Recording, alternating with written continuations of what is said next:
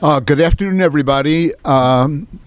Welcome to this important event on Lights and Shadows of Democracy in Chile. I'm Michael Shifter, and I was very, very happy when I saw that class was sponsoring this event, and got very enthusiastic when Diana very graciously invited me to make some opening remarks.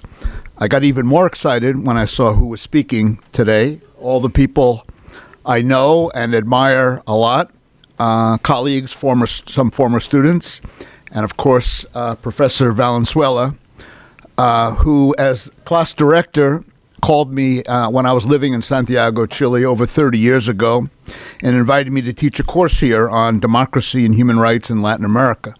And Georgetown has been trying to get rid of me ever since, but they haven't succeeded yet. This event is extremely timely.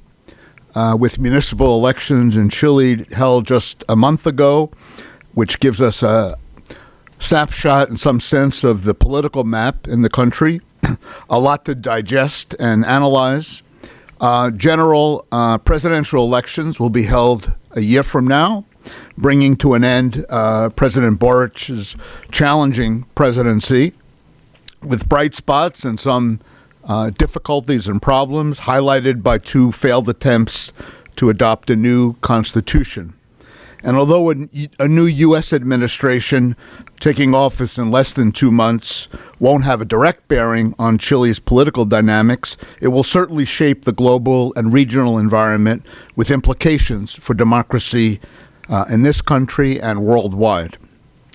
My personal references for Chile include 1973, which shaped my generation about U.S. policy in Latin America, and the first time I went to Chile, which was in 1982, with an economic crisis and protests in the country, the celebration following the 1988 plebiscite, when I was with Professor Valenzuela there together, and also the 2.5 years I lived in Chile during the transition when the country achieved a remarkable degree of consensus. I was and remain impressed by the achievements of the Concertación. And then, of course, came a crucial turning point, the social explosion or estallido in 2019 that exposed major problems and weaknesses of political parties and institutions. It brought inequality and related issues like education and pensions and inclusion to the top of the agenda. From my perspective, what had happened in many other Latin American countries and throughout the world had reached Chile, causing significant turmoil. President Boric has had to deal with an array of difficult issues, including rising crime and the perception of insecurity that is present throughout the region. He's also had serious challenges within his own coalition and an opposition that has not been terribly cooperative in pursuing his agenda. To his credit, President Boric tried to make adjustments in his administration, but making progress has proved frustrating. I'd be remiss if I didn't recognize that President Boric's leadership on human rights in Latin America has been very principled, not ideological. When I had the opportunity to meet him personally last year in Washington, I said to him, Mr. President, many people say that in the region the left is divided on human rights, but I don't agree with that. It's not divided. The reality is you're alone. He didn't disagree with what I said. Chile is going through a tough period, as is much of the world. But despite all of its challenges, from a regional perspective, Chile continues to stand out in terms of democracy and institutions. I always like the phrase that a Peruvian friend of mine uses, tomando en cuenta la modestia del conjunto. Compared to other countries, Chile still looks pretty good, despite all of the problems that will be discussed and analyzed today. And given its history and traditions, I remain optimistic that Chile will find a new formula that makes social and economic progress and political reform within a democratic framework. Like everywhere, there are shadows, but I think the lights have the edge. I look forward to what I'm sure will be an illuminating event with highly distinguished speakers we're very fortunate to have with us today. Thank you all very much, and we look forward to a great event. Thank you.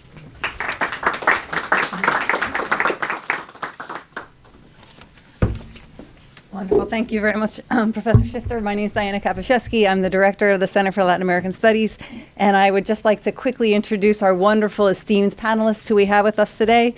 Arturo Valenzuela, Emeritus Professor of Government at Georgetown, former Professor of Political Science at Duke, and U.S. official at the Department of State and the White House. Peter Siavelis, to his left, Professor in the Department of Political Science and International Affairs at Wake Forest University. Pamela Figueroa, Associate Professor at the Institute of Advanced International Studies at the Universidad de Santiago de Chile, in Chile. Simón Ballesteros, who is a PhD candidate in the Department of Government here at Georgetown. And sitting next to him, Isabel Aninat, the Dean of the Faculty of Law at the Universidad Adolfo Ibáñez in Chile also. How our event today will be organized is there'll be two panels, then we'll take a little bit of a break, and then there'll be a third panel. The first two panels, the panelists will just present, and we won't have a question and answer, but please keep track of all the questions that you have. In the third panel, we'll have a quick discussion among us, and then open up to Q&A so that everybody can ask the questions that they've had. So without further ado, I will hand the mic to panel one, Institutions and Democracy in Chile. And we will start with Professor Valenzuela, and then Peter Siavelis, and then Pamela Figueroa. Thank you.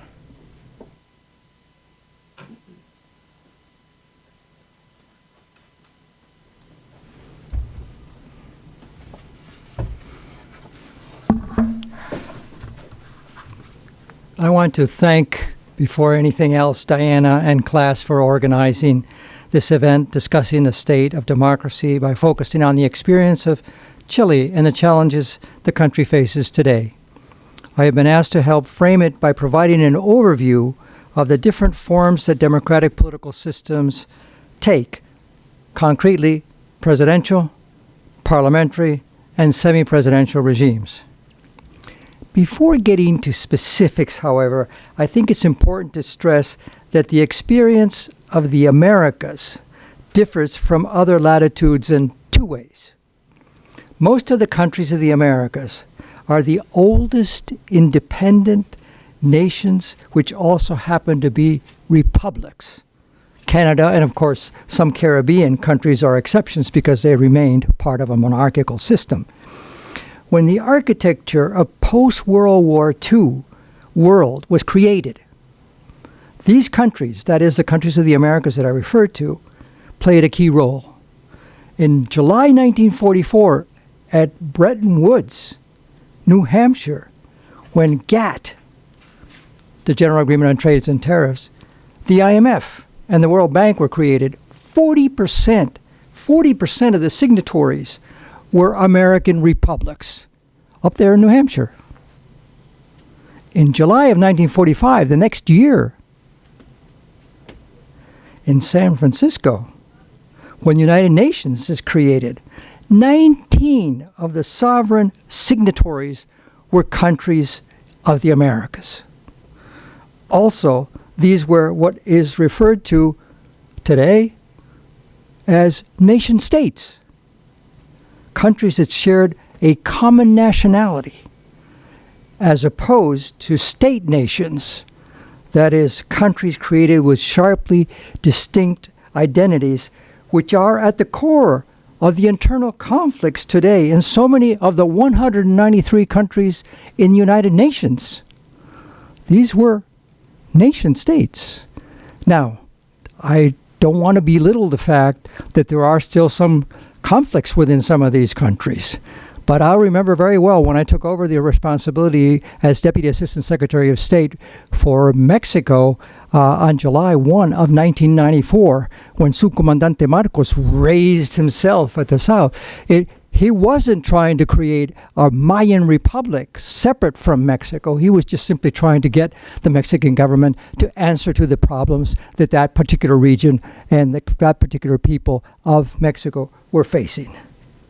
So that's the first thing that that I want to say, with the failure of the French Revolution to generate a regime, however, based on liberty, equality, and fraternity, he failed.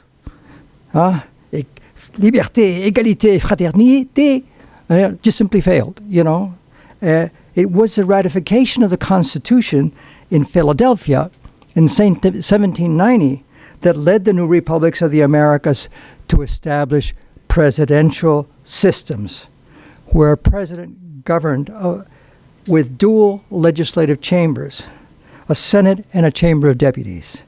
Ironically, that model was followed in federal republics, and a few of them were in Latin America, but also, ironically, in unitary republics like the Chilean.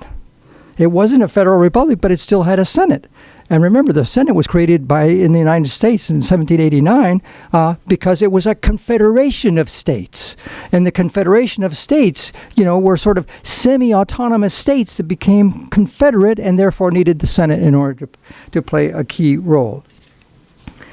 But at any rate, the consolidation of that system, that's this presidential system, in the Americas, had many difficulties that linger today, due in part to frequent clashes between presidential and legislative authority. Now, parliamentary forms of government emerged in Europe as absolute monarchies gave way and ceded authority to legislative bodies that would designate prime ministers and their cabinets to govern, with changes over time on how the authority was perpetuated. These are absolute monarchs who concede, in some ways, authority to elected parliaments. Constructive votes of no confidence later became the norm in parliamentary regimes, whereby a prime minister, the executive authority, and his cabinet would replace, if they lost the vote, by an alternative majority. If an alternative majority within the parliament essentially wanted them out, they would, present a constructive vote of no confidence, and if they failed to get the constructive vote of no confidence, then there would be, a new government, if the new government could be formed, and if the new government could not be formed, then there would be an election. That's the way it works. But let me stress a really important fact, and that is this. Since the end of World War II, 40% of the parliamentary governments in Europe have been minority governments. 40% minority governments. How did they survive as minority governments? They survived as minority governments because fragmented oppositions within those parliaments could not agree among themselves. So if there was a constructive vote of no confidence, they couldn't generate a new alternative government. But the minority government also would remain in power, 40% of these. Why? Because members of parliament from this cacophony of different parties did not want to lose their positions within the parliament by having to go to a new election. So that's why they remained. Now, let me conclude by noting a critical challenge that presidential regimes face, which has been debated in Chile in efforts to improve governance with the new constitution that was supposed to take place, but which has not materialized so far, as we know. This is the challenge of what can be referred to as double minority governments in countries with multi-party systems. The United States is an exception because it's not a multi-party system. It has only two parties, and we won't get into that right now, okay? We can get into that at another point, right? Very important. That is, presidents did not receive a majority of the popular vote with a lack of majority support in the legislature. How did Chile address this problem in the past? By the way, a country like Mexico didn't address this problem specifically. Mexican presidents were elected even if they only had a small majority. Peña Nieto, I think, won with 36% of the vote, and he became president.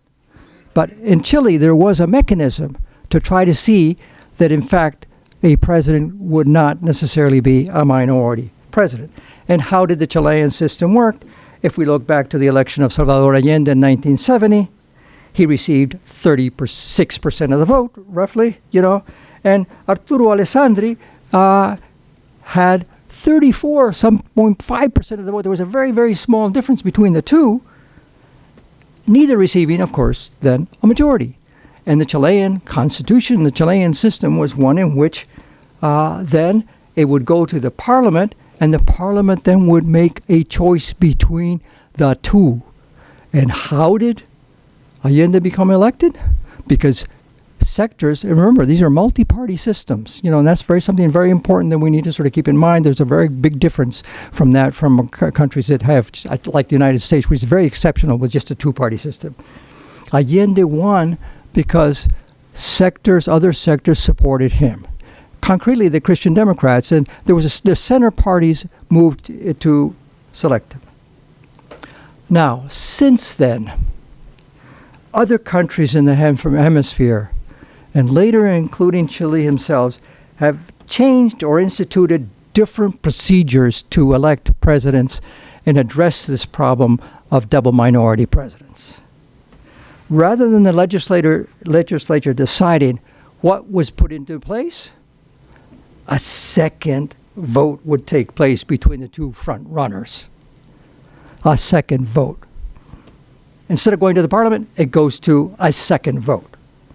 And this would then lead to presidents that in reality will not really be supported by a majority. They have gotten 36% and 28% in the first round. Just remember what happened in Argentina, where there was practically no really strong support for the two that go into the second round. So this is a reality where, you could easily have minority support, from the electorate, but also you might wind up having minority support in the Congress as well. So this is the problem of double minority presidents that hasn't been completely addressed significantly and well. A direct consequence of that fragmentation of like-minded parties, with each believing they could succeed in getting into the second round, further disarticulated the process. What do I mean by that? That means parties that's supposed to have gotten together. Let's take Peru, for example. Ollanta, boom, Keiko Fujimori, boom. And then who was in the middle? Toledo, PPK, Castañeda. And why did the three in the middle not get together before the first vote? Because each thought that they would get into the second round. And so there's this system really contributes to a further fragmentation then of the political system and makes it much more difficult. Well, I was asked, and I'll end with this because I'm taking too long, by the Subcommittee on Regime Type of the Constitutional Convention in Chile during the last also failed reform, what should be done?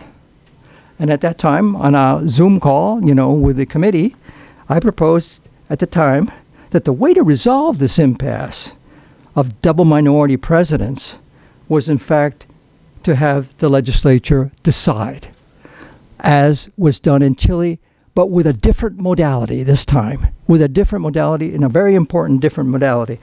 Unlike the Chilean practice of the past, this time the candidate with the most votes would have a week or two, and nothing more than a week or two, to present a program and a governing slate, that is, who would be appointed ministers for approval.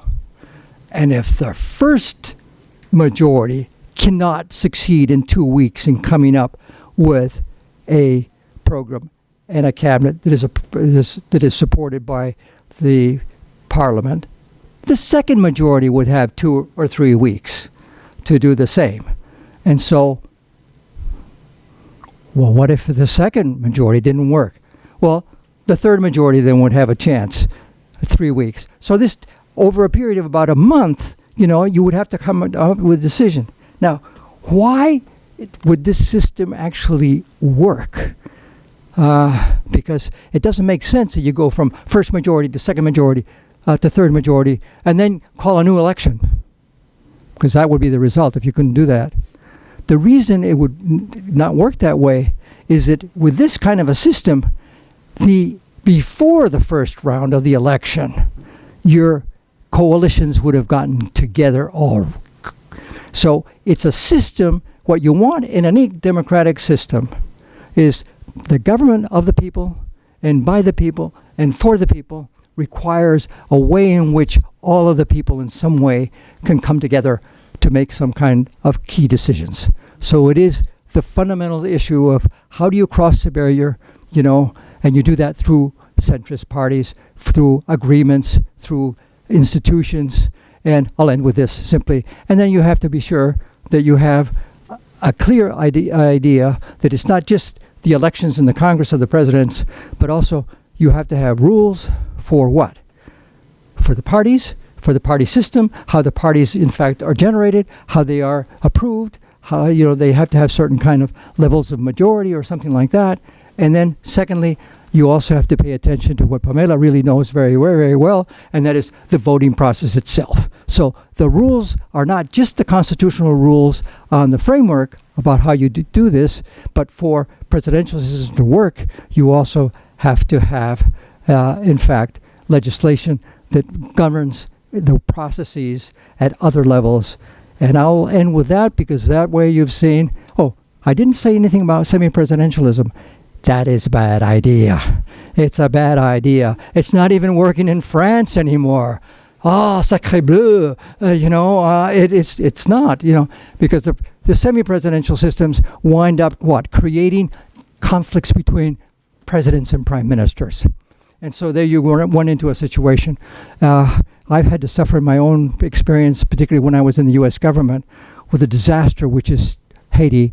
And the disaster in Haiti was due in great measure because they copied the Fifth Republic, which in turn led to constant conflicts between presidents and prime ministers. Don't do that. Fix democracy, and that way we can have a democracy that works. Thank you.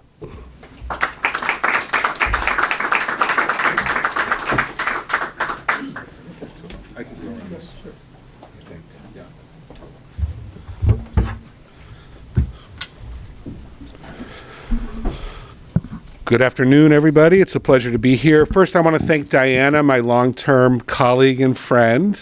We have a long history together here at the Center for Latin American Studies for organizing this event, and to thank Julie McMurdy for all of her help and organizational acumen. I really appreciate it. And finally, it's really an honor to be here with my colleagues, such esteemed colleagues, my friend and co-author, Pamela Figueroa, and especially my professor, mentor, who's really shaped my thinking, Arturo Valenzuela. The panel today is called Lights and Shadows of Democracy in Chile. I want to acknowledge that this was Pamela's idea, and it was a very good one. And the reason I think it was a very good one, because there's a lot of light and there's a lot of dark. We can't say that about a lot of countries across Latin America. There's a lot of positive tendencies in Chile, but there's some worrying tendencies in Chile as well. 50 years from the military coup in Chile, Chile's heralded for its success, its economic success in the region. It's repeatedly held up for the success of its democratic transition. It regularly ranks among the top 2 cleanest, most democratic, and most transparent countries in the region. And the Chilean economy is by far the most successful in Latin America. Many countries would kill to have these bragging rights in Latin America. But when you talk to Chileans, somehow Chile looks very good from the outside. But when you talk to Chileans, they're not so convinced, right? One of the least equal countries in the world. A destructive social uprising in 2019 shed light on the injustice and inequality in the country. Recent public opinion shows almost universal rejection of every institution in the country. The failure of 2 attempts at constitutional reform. Widespread rejection of the political class. Despite success 50 years on, there's a sense of democratic precariousness in Chile that I want to talk about today. how do we characterize this moment in Chile? How, as many of us in the room are political scientists, how do we understand what's happening in Chile today? I'm going to structure my comments to capture this political moment along two themes. The first is ideology. We've heard a lot about ideology. We've heard a lot about ideology in Chile. And the second is I've been observing the Chilean political system for a very, very long time, not as long as my friend Arturo, but for quite some time. And I want to comment on the different political moment at the 30th anniversary of the coup and the 50th anniversary of the coup. Let me start out with ideology. Arturo's work was noteworthy for showing what an ideological society Chile was. One of the most ideological societies in the world, with one of the highest levels of not only ideological, but partisan identification of the public. The ever-present importance of ideology was a defining feature of Chilean politics.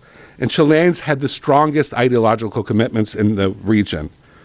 Now it ranks second lowest after Guatemala in terms of ideological commitments and partisan identification.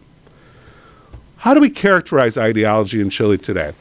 Well, it's been a lot of fun, I have to say. Well, maybe not for Chileans, but it's been a lot of fun since 2019 to watch this happen in the press and in the public and among we political scientists. Everyone likes to talk about massive ideological shifts. There's always massive ideological shifts. Following the overwhelming vote in favor of a citizen-based constituent assembly in 2020, the press went in nuts. Chile's gone to the left. Chile's shifted to the left. Everybody hold on to your hats. Allende's coming back. Then we had the presidential primary elections in July 2021, and lo and behold, the two most moderate candidates in both coalitions won. Everyone said, Chile's moderate now. Chile's a moderate society.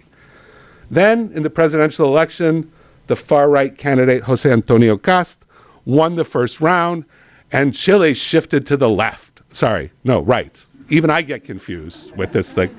It's a roller coaster, right?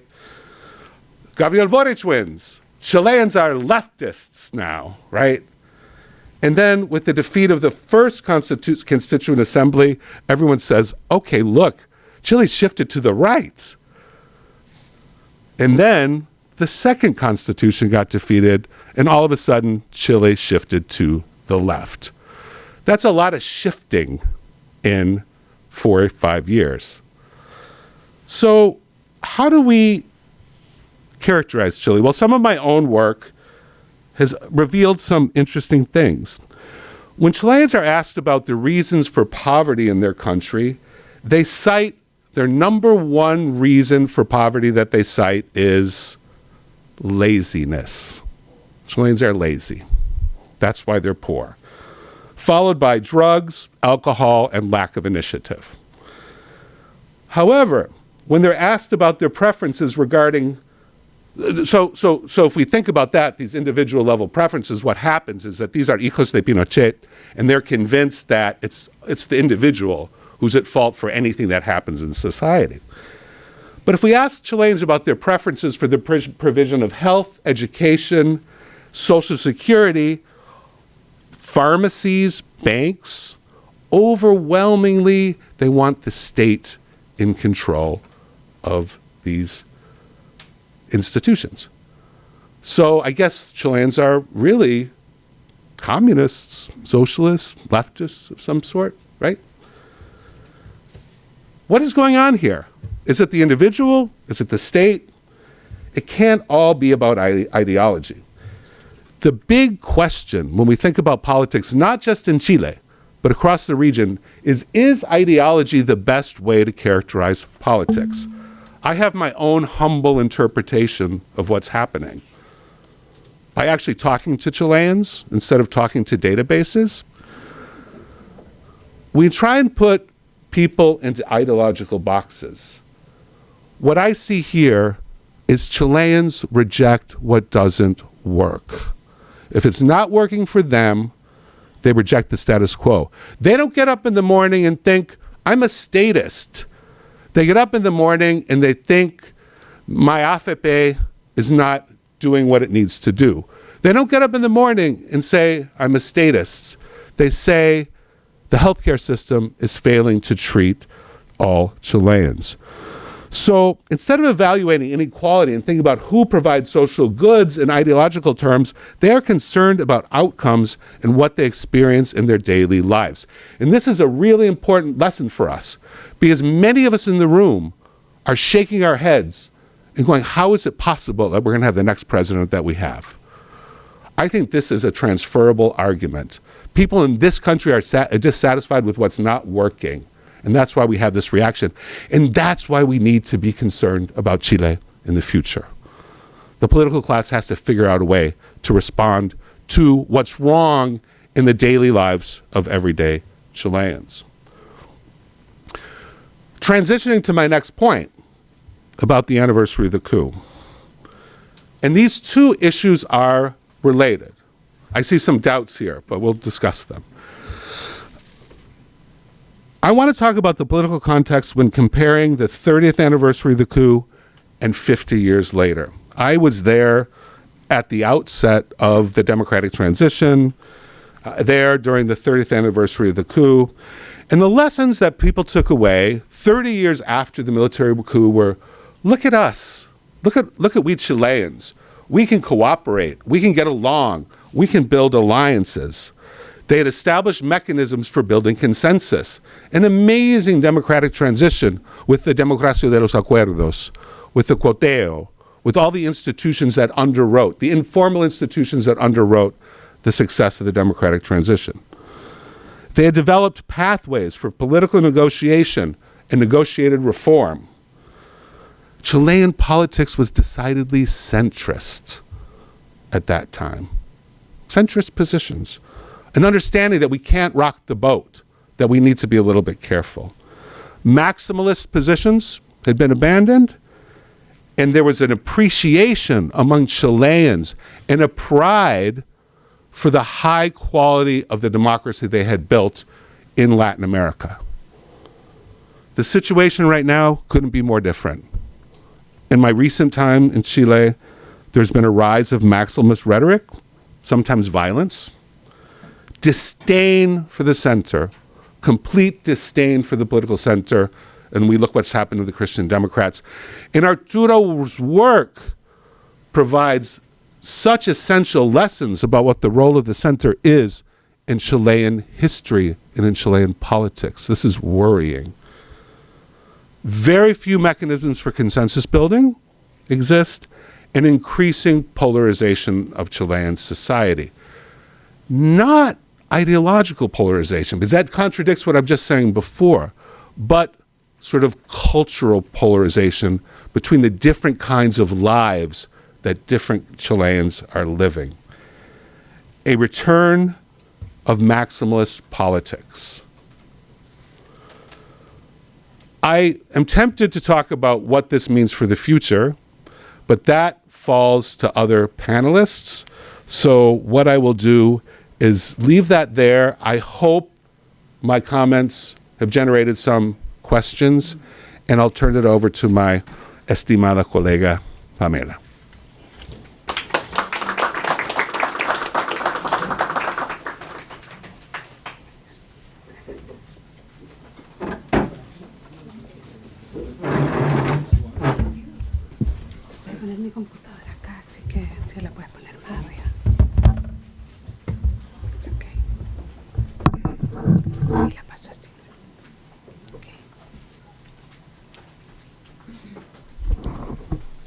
Okay, good afternoon to everyone.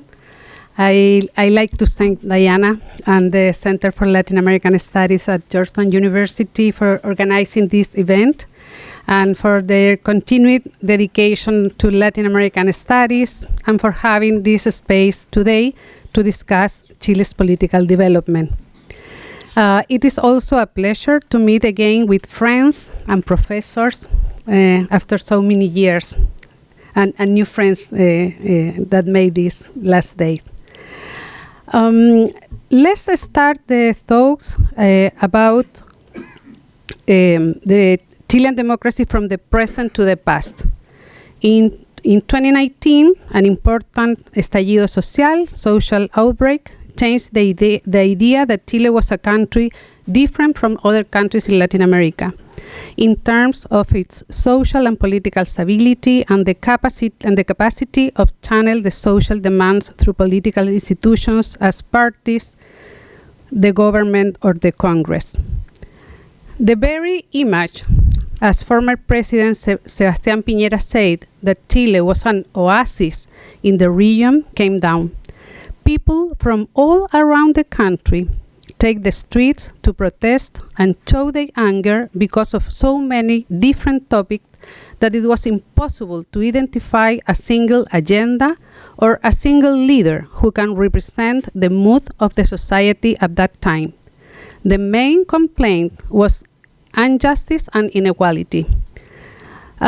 Because of the legitimacy and institutional crisis that these social protests represent for the country, the political parties represented in Congress have reached a historical political agreement, the Agreement for Peace and New Constitution. That is another picture there. This political act, it was the first step for a constitution-making process which was sustained for 3 years and finally failed. As in other times of the Chilean history, the political elite tried to solve a social crisis through an institutional response. And that is the issue that I would like to discuss today, to understand the path of the Chilean democracy in the last decades. So, what is the significance of the rule of the game in Chile? And what is the way in which political and social actors articulate themselves within the institutional framework? Last year, as Peter said, in the context of the 50th anniversary of breakdown of democracy in Chile, together with my colleague and friend Peter Siavelis, we published a book to honor the work from our professor and mentor, Arturo Valenzuela, about that tragic moment of the Chilean history. This was a collective work, an invitation to review the thesis that Valenzuela raised about the breakdown, an innovative focus regarding how political actors behave in some institutional and historical contexts. But besides the idea of Chilean oasis, there is the idea that we have a very legalist tradition, meaning that the society always looks for a legal way to resolve any kind of problems. And this is one of the factors that support the impression that our country have strong institutions. So Chile has been catalogued as a very stable democracy. Nevertheless, different academics' research has showed crises that affected the country's stability in different times of our history, and in each crisis is a moment of highly uncertainty and institutional redefinition. The crisis of 1973 being the worst, for sure. I want to offer a different point of view to understand this process. The study of legislative production offers a window to understand how crisis and change are reflected in legality, differentiating between reforms and ruptures. A specific focus to understand the path of political change in Chile is how the legal norm, I mean the legislation, is done. It is not just to know the legislative productivity in terms of the number of laws enacted during a government, but to know what kind of legislation a particular government is capable to do. Why there are governments that introduce political and social change through legislation and others not? What factors explain political change through political and constitutional reforms in response to social and or political crisis in Chile? Studying the process of change also requires analyzing what kind of legislation has shaped this transformation and what factors in this process. What has the greatest impact? Political polarization, violence, mobilization, the party system, to make a difference between the regular legislation and the legislation that restructures the rules of the game in social context, redefining social, economic, and political interactions, I will call this later legislation transformative legislation. Transformative legislation is part of a reflexive and adaptive approach to law that not only observes but anticipates the social change, enabling the emergence of new paradigms and the reconfiguration of existing structures. Transformative law affects not only subsequent legislation, but also the interpretation and application of existing law, bringing about both structural and functional paradigm shifts in society. To the analysis of academic texts of history and political science, I have identified which are the norms mentioned as transformative for the effects it has in the development society, which is being ratified through a panel of experts. And according to the data from the Library of National Congress of Chile, there is about 21,300 laws enacted in the last siglo XX, of which about 100 laws are of transformative nature.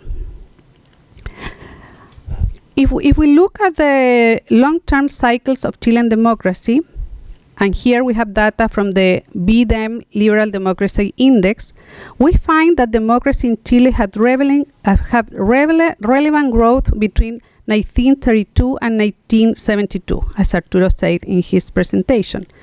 Between 1973 and 1990 is the period of authoritarian regime, and in the cycle of 1990s, from transition to democracy, the index grew at decreasing rates until a decline from 2016 and 2017 onwards. This is a reason we call this conference Light and Shadows, yeah, because I think that now we are in a very special process about democracy in Chile.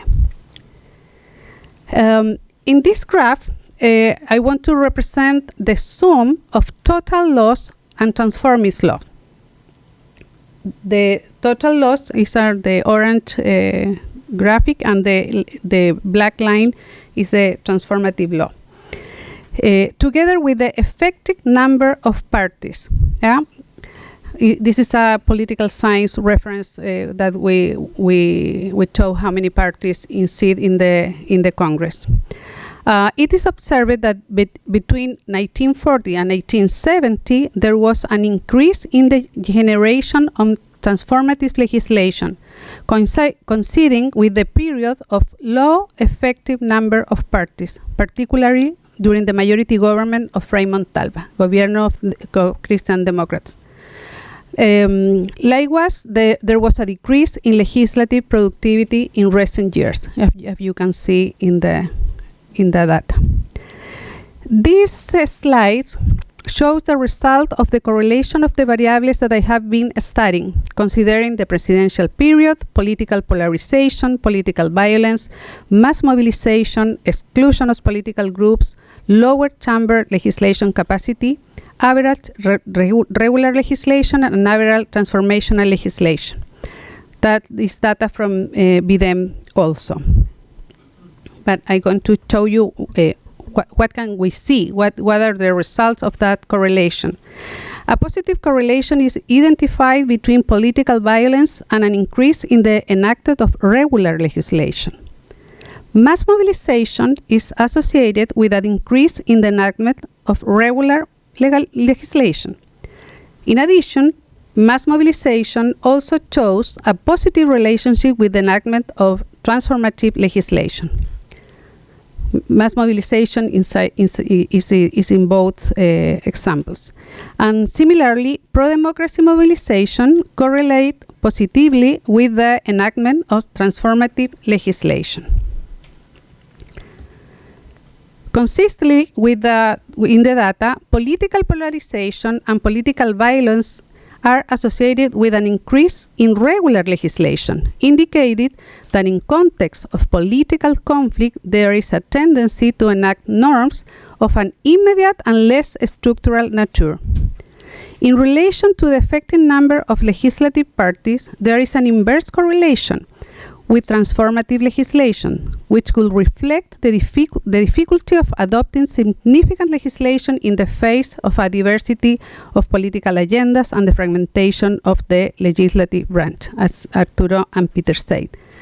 This may be because during the periods such as Frei Montalva presidency, where the effective number of legislative parties was very low, there is a relevant identification of transformative legislation, like as agrarian reform, for example.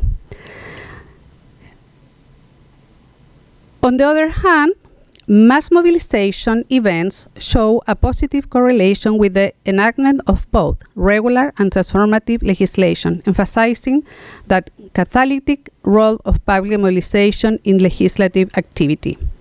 It stands out that during the crisis of 1972-73, with high levels of mobilization, and during the last years of the military regime and the so-called days of protest in the 80s, there was an important productivity of regular and transformative legislation.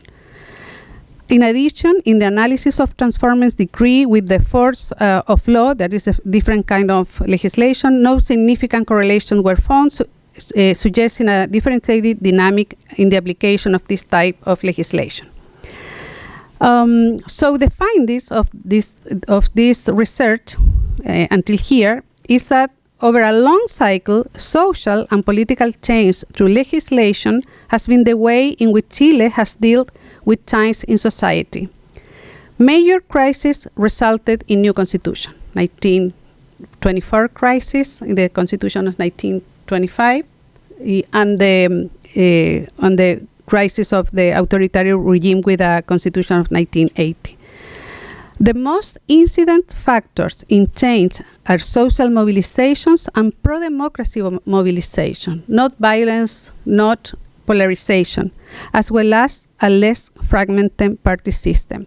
So social civil society and political parties, I think, are the most important institution that we have to see for the future of our democracy. Thank you.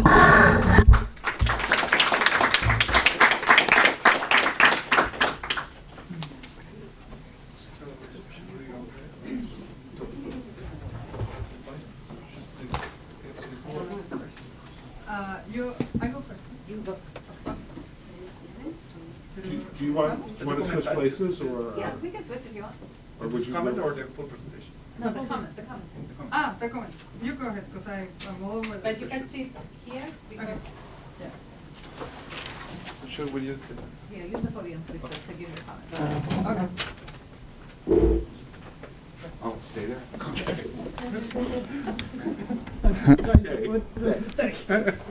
Let's try to put everything on.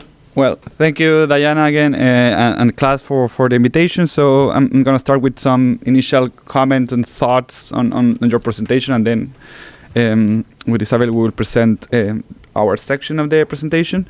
So I consider really interesting this idea that you gave, Peter, that what Chilean want is something that works. So they are not motivated necessarily by ideology, but what they look is a political system or a government that can solve their daily problems.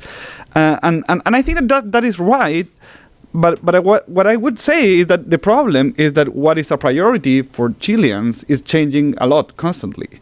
So basically, one day we think that we need economic growth, so we vote for Piñera, and then during the Piñera government, we consider that we needed is more social justice or free education, and we vote for Bachelet. And then we need more security today, and we're going to vote for Cast. So there is a major problem because the political system cannot identify these issues in advance. It's reacting to these to different demands on the people, and this reaction is really late. So I think that there is a considerable lag in the reaction of the political system. And I also consider that this trust or that people is living this ideological commitment is related to a distrust in politics in general, to a distrust. Why? Because since the return of the democracy, every major political party or every significant political party has been in government.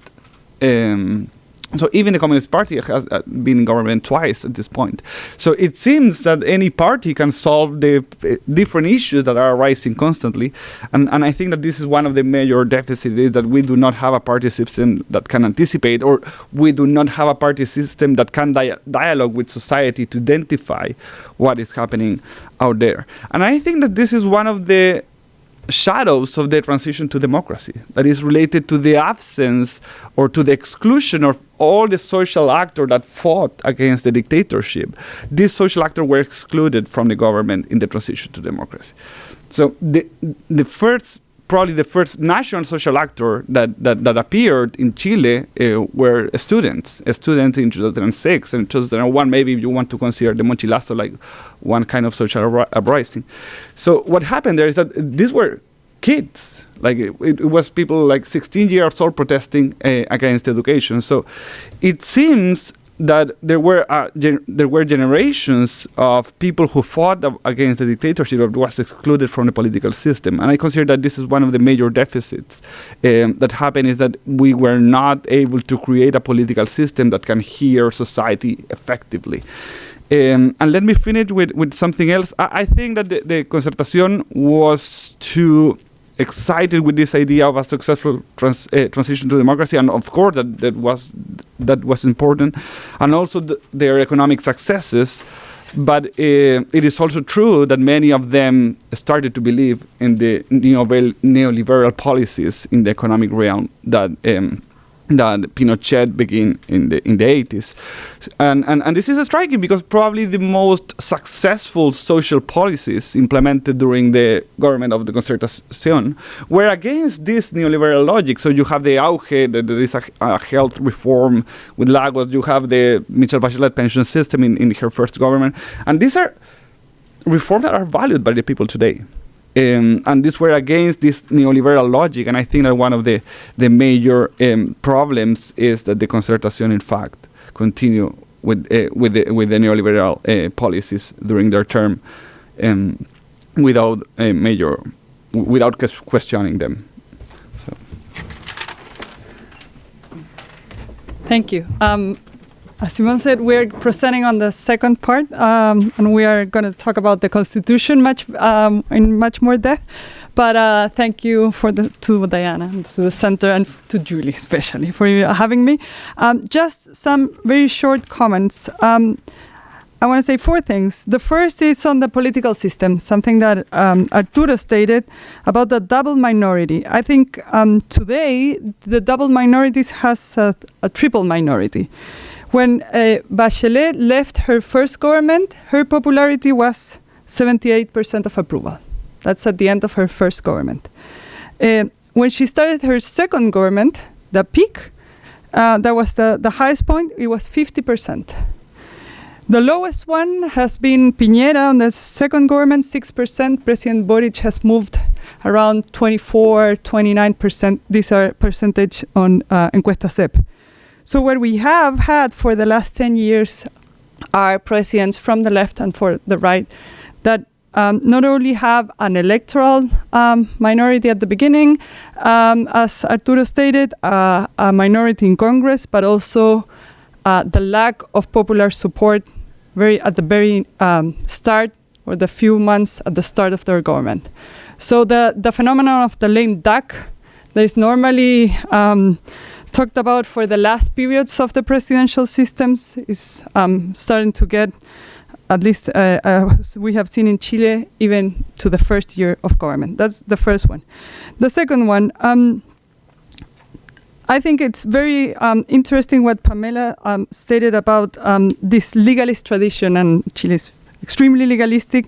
But I think there's a challenge now in terms of the velocity of the demographic changes that we are observing in Chile versus the very long periods that we are having into reaching agreements in Congress in order to approve legislation. The pension system, It's the best example probably of what I'm saying. Also the health system, but let's even go out of there and look at the changes in, for example, the number of children that women are having and the lack of comprehensive sistema de cuidados, as we call it in Chile. This is beyond maternal leave. It's what happens afterwards, more comprehensive. That has been being debated for a number of years.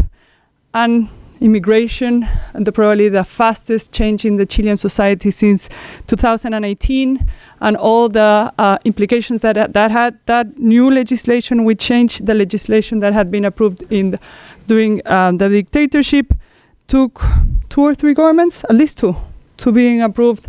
So the number of periods that we are taking into making social change or legislative change is in another level of velocity in terms of the demographic changes. That takes me to the flexibility of institutions and the trust in institutions. And I'm going to refer, we talked, or they talked about inequality. The OECD published a report on trust in institutions last week in Chile. There's an amazing data. Inequality not perceived only as economic differences, but inequality in how people are treated in the public sector services. That has been an issue in Chile for the last 8 years at least. There's consistent data of people being mistreated when they go to not only to the doctor or to the school system, but only when they go into the municipality to get a piece of paper that they need. How people are treated, not only if they self-identify as being of a minority group, but in general. The lack of kindness, the lack of efficiency.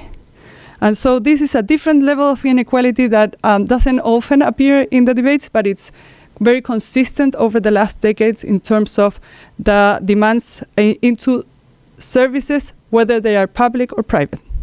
And I think that's a challenge that, again, we are observing in terms of this social transformation. And the last thing that I want to say is that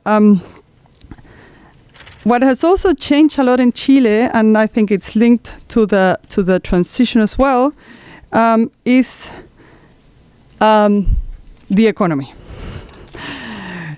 The last CEP polling showed that at least 60% of the people stated that they saw their economic situation as bad or very bad. That has been worsening over the last period, but they used to be, normally people would answer, not bad, not good. We have never been very optimistic, as Peter said, but we are becoming much more depressive over the last 10 or 5 years at least. And what we have seen is that this is very correlated to economic growth. So I think the changes that we are seeing, at least over the last 10 years, is especially linked to the situation in the economy. That's a whole different discussion, but it's not completely separated from what we're discussing, especially in terms of the impact of the political system. Thank you.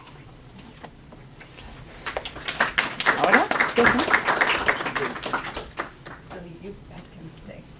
Okay, hang on one second. Okay, so there's a little bit of we're jumping around here. So that was the end of our first panel. I neglected to say at the beginning of the event how the structure of this. So how it is there are 3 longer presentations and then 2 commentaries. So now we're going to flip that around in our second panel, which is Chile Today, 2019 to the present, although we've already been talking a bit about that. And now Isabel and Simon will do the primary presentations. And after that, Arturo and Peter and Pamela will comment on those presentations. And then we'll take a break and go to the final session. So if Peter, Arturo, and Pamela, if you would like to move off of those uncomfortable chairs, you could do that.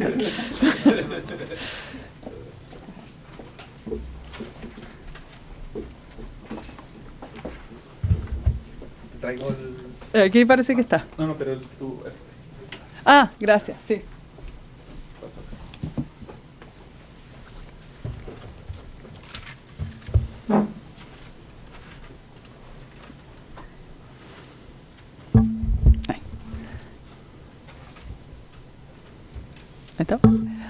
Okay, so we're moving to the last 5 years. What we did with Simone is that I'm going to give a bit of an overview of both processes, and Simone is going to touch on some of the actors. So I'm going to skip. I hope it's comprehensive at the end, what we're trying to do. So I'm going to start at the end. We all know how the story ended, so this is no surprise. But I just wanted to sort of see where we're at. So this is, you can see at the top part of the graph, the results of the first black line. It's of the first referendum, if we wanted a new constitution, and you can see that almost 80% voted in favor of a new constitution. And then you can see, and this is just to refresh your memory, that both drafts got rejected, one almost by 62%, the other one almost by 56%. And on the lower part of the presentation, you can see the number of votes, and we must mention, and this is something that we'll probably address, the shift from voluntary voting to mandatory voting and how that has impacted also the electoral results. So that's the end of the story, right? We all know that. But I think, and this is something that I'm working with Gabriel Negreto and Kimana Zulueta, it's what are the conditions for a successful, and of course there's a big discussion of what is successful, constitutional process that is set under democratic conditions, right? Normally, the study of a new social contract is done under the transition from an autocratic government into a democracy, or after a big conflict, a war, or a total crisis of a country. There's much less, of course, research on what is the conditions that are necessary under a democratic setting, and what are the factors that intervene. So normally these processes have in common that there's obviously a disaffection or a disconnection with the traditional parties, as happened in Chile. There's conflict about the substantive reforms, but also there's the huge impact of the electoral results, as Chile is also. So there can be, as happened in Chile, an agreement that we need change. As Pamela mentioned, Chile has this tradition of the institutional channeling of crisis, and this was a great example of that. But there can be no necessary or not necessarily an agreement on the content itself. And there's very different examples in our region of how these conditions are done. You can have a very consensual reform, as happened in Colombia in '91. The electoral results, as I mentioned, are of course very important. The case of Venezuela, Bolivia, Ecuador, single dominance of the process. Or you can have, as in Chile, fragmentation, and also, and I think this is the key, no real substantive consensus of where this is heading. Of course, Chile is very rare. When you look at Elkin's database, I think it's 11 out of 179 processes that have had referendums that have rejections, and I think only Estonia in 32 and 33 had double rejection. So here we go. What happened? And this is, I think, a great reflection of where we're at.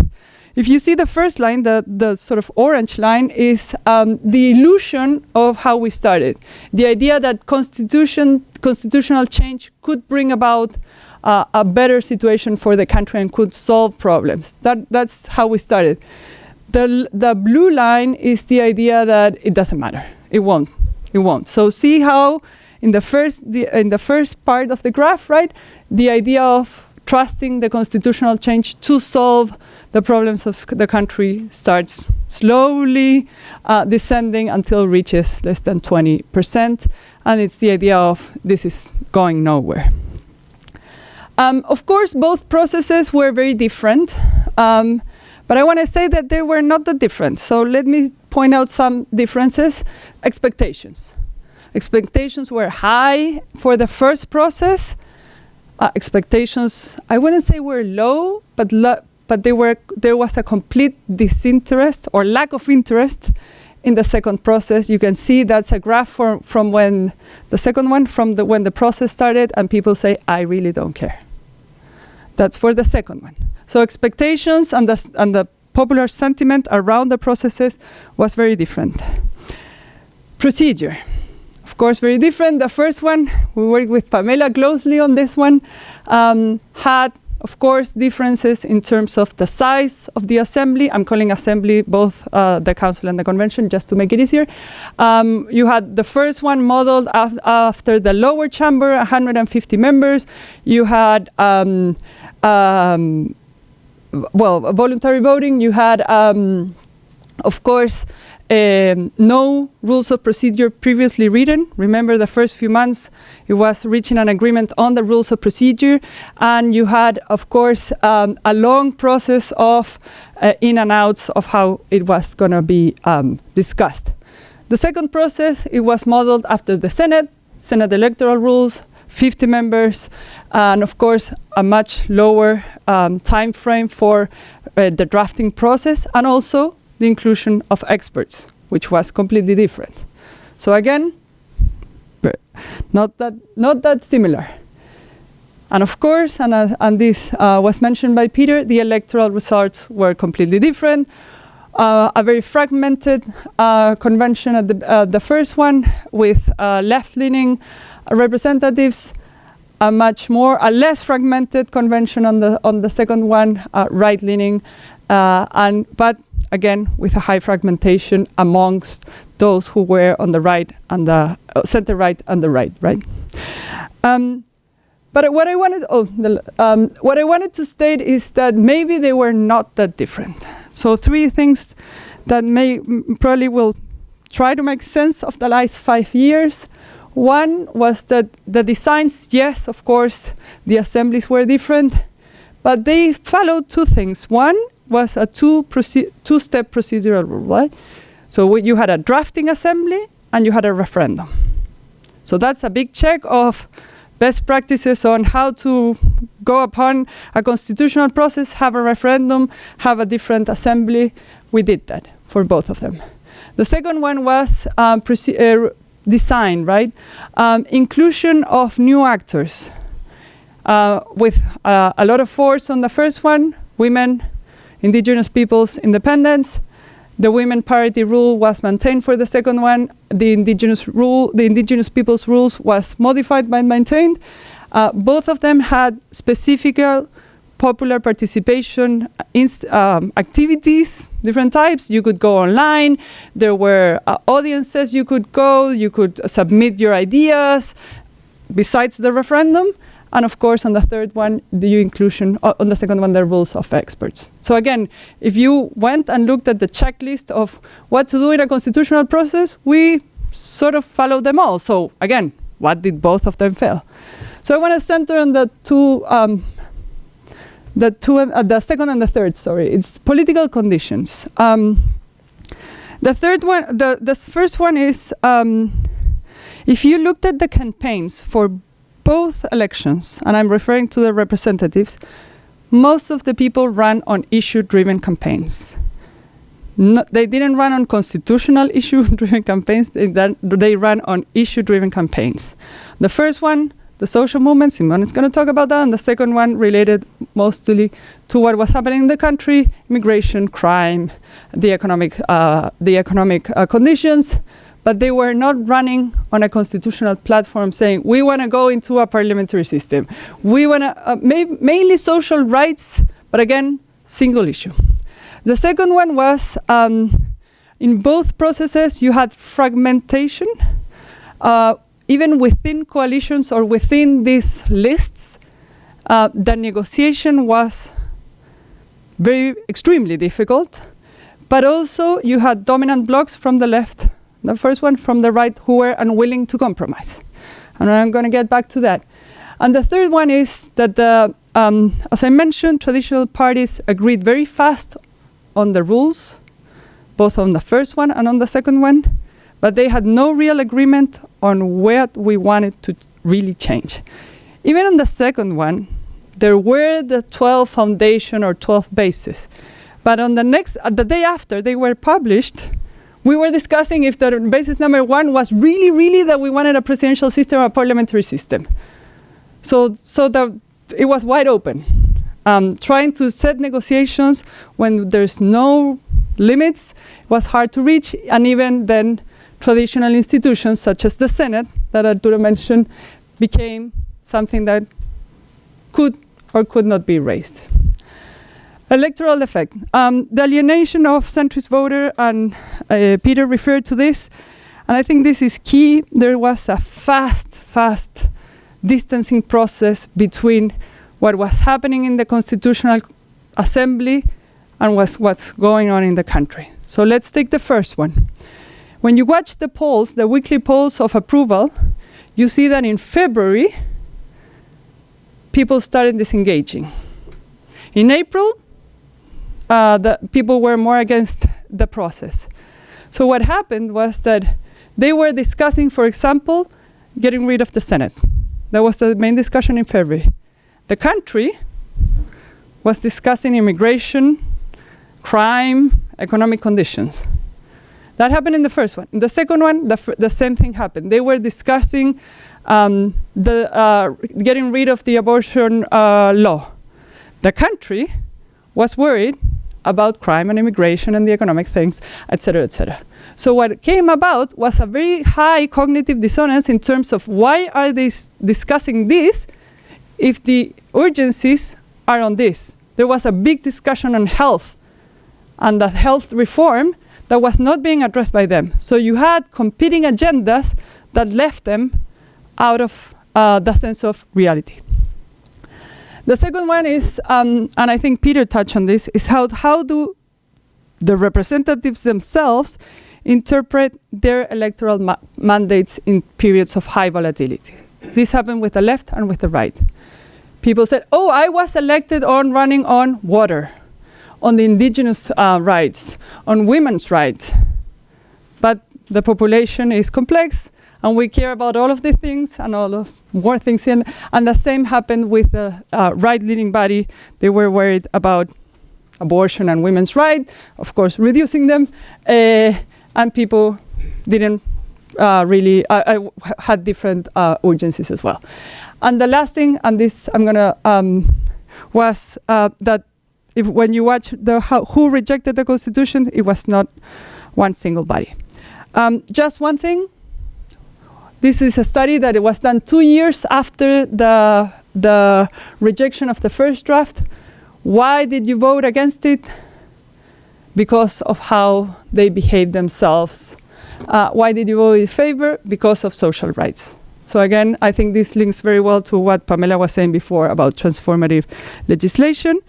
Again, this is the thing about agreements. This is the first process and the second one. People really wanted agreements. They wanted widespread agreement, but the electoral interpretation was, no, I run on these issues, I'm unwilling to compromise, and I think this is a key understanding. So where are we today? I think this is from a month ago, is do we need a new constitution or not? As you can see, no.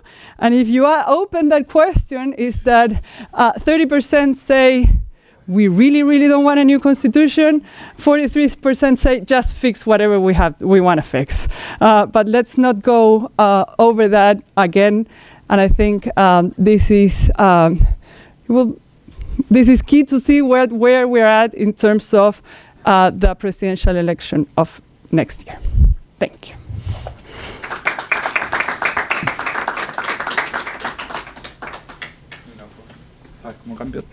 No, pero yo creo que acá. Ahí. Y lo tuyo es ese.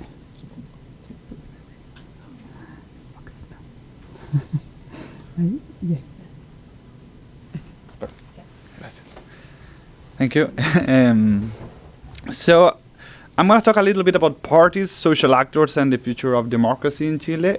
And I think that what is really good about Isabel's presentation is that the two constitutional conventions or constitution-making processes are good examples of what is happening in the political system globally. So let me start and with one initial diagnostic is that we are in a party system unable to reach significant agreements, and I consider that there are several reasons for that. So the first one that has been mentioned before is the progressive disintegration of the political center. So the Christian Democrats, that probably were the most successful political party in the last, 70 years in Chile, today are in a constant decay, and basically every election they are losing seats in Congress or in the convention, etc.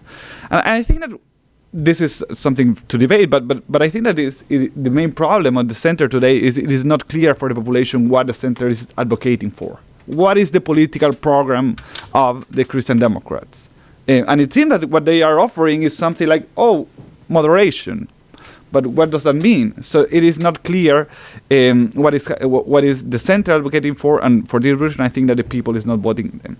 And also, what is interesting is that the new parties movement that is split from the Christian Democrat, they hasn't been successful in elections neither. So it seems that there is a major problem with the center itself, and not only with the Christian Democrat as a party. And another dimension is that center right and traditional center left parties, the Evópoli on the right and the PPD and Partido Radical on the left, they have not performed well either recently. So, and we can see some trends. These are the evolution of deputies for the Christian Democrats. There is I'm missing line there. The Evópoli and the PPD and Partido Radical, and we can see that there is a constant decrease in the number of seats. And there is a line in 2017, and this line corresponds to, because there was a significant electoral reform that increased the size of the Chamber of Deputies. So in that case, so even if the chamber increased, the Christian Democrats constantly have decreased the total number of seats in Congress. So this is what I would say, one of the first explanations of the inability of the political system to reach agreement, that basically there is no center. And what is striking, and I think that this, Peter also mentioned a little bit of this, is that people perceive themselves as centrist. So this is also from the CEP, and you can see that the green line is the people who identify them with the center, and we are basically in the peak of the line, like ever. So with 42% of the people identify themselves as center, but nobody is voting for the center. So this is kind of, a paradox that it would be interesting to know your opinion for the discussion. And the right and the left, they are basically constant. Well, no, obviously not constant, but there is some pendulum, but there are no really significant change over time. The second part of the problem, that also, again, remember that this also happens in the constitutional conventions, is that there are several new parties with significant electoral success. And we can see the first example here is the Partido de la Gente, which in a really short period of time, they had like a significant success, and they basically disappear, and now they even don't have any deputy, even if they elected at the beginning, but the deputy left the party.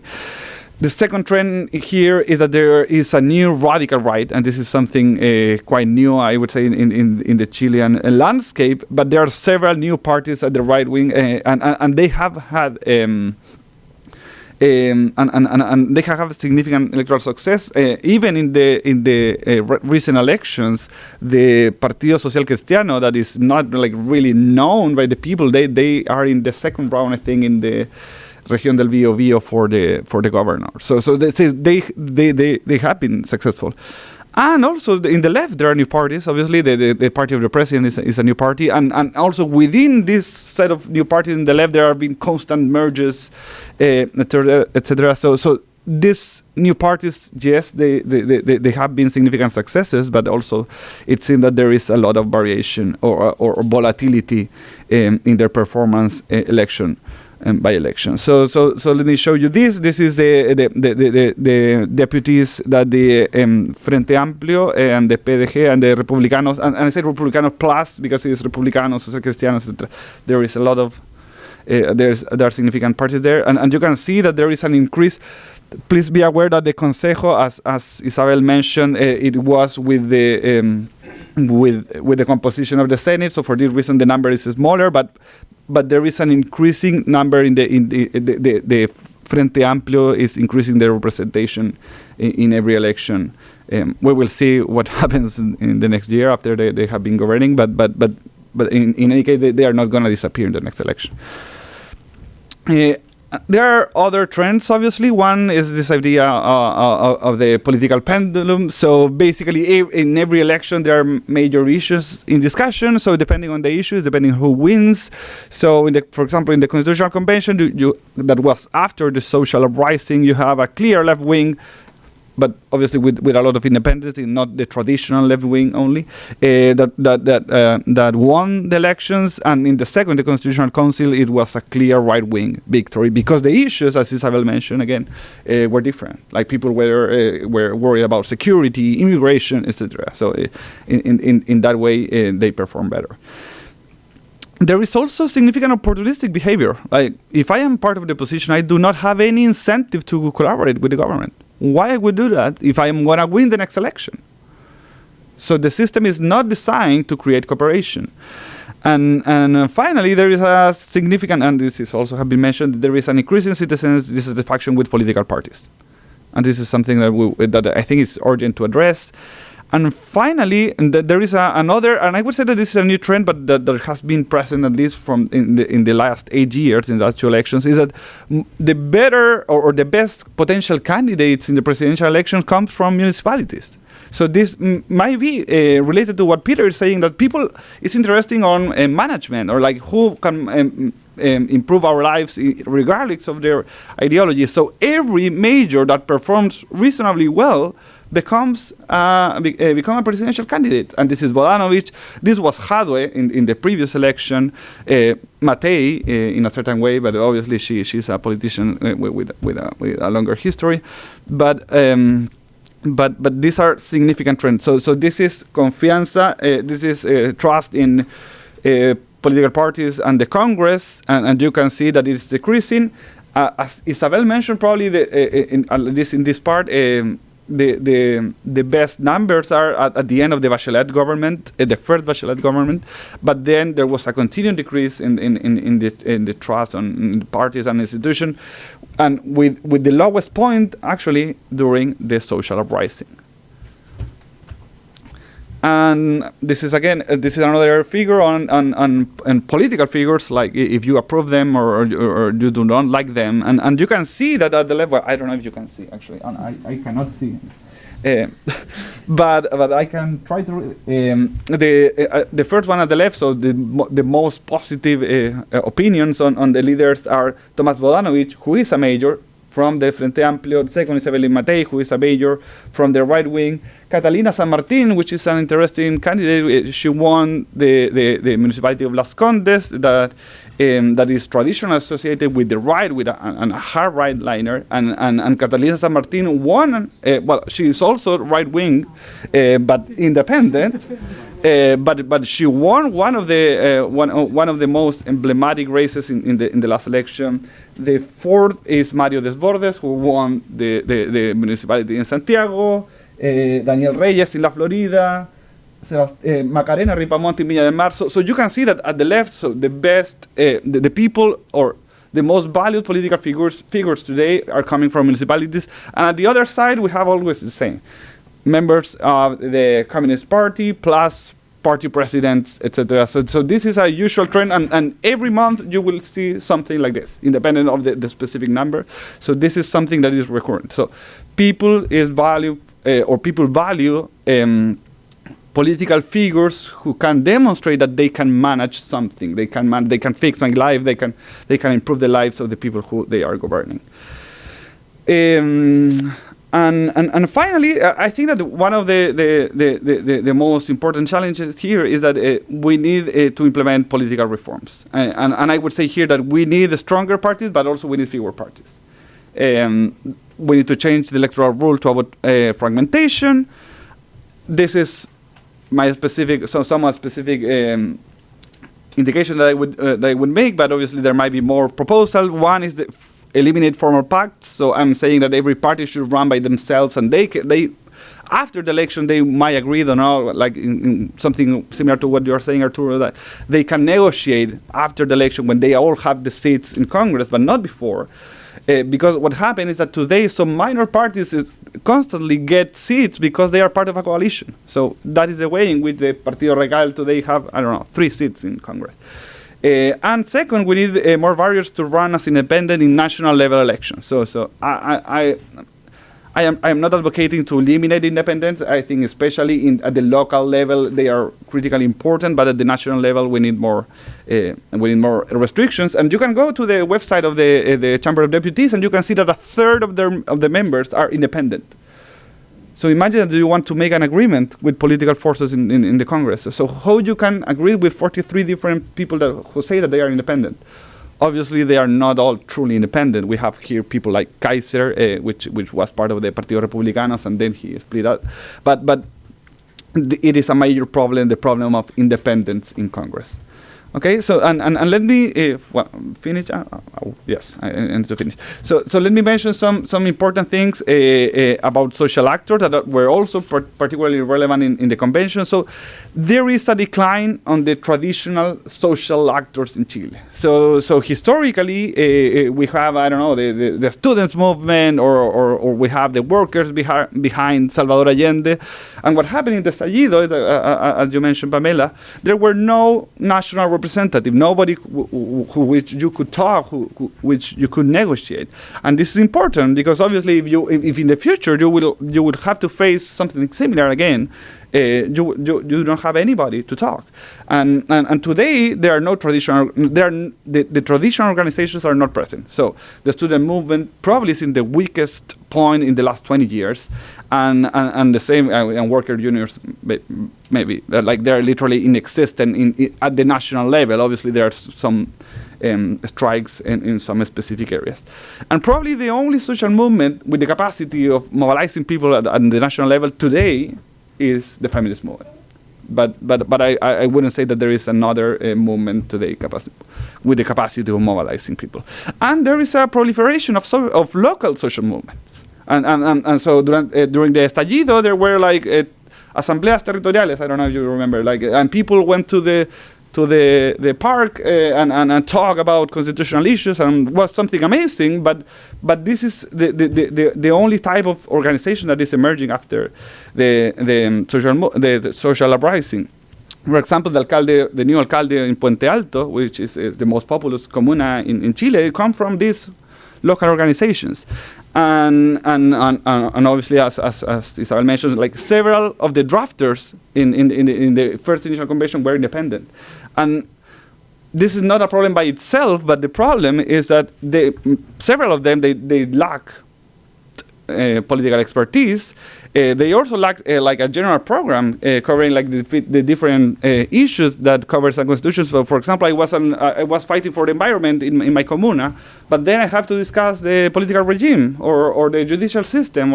So this the existence of a lot of independence is a major issue in the system. And here there are some questions maybe for the challenges that then we are going to discuss.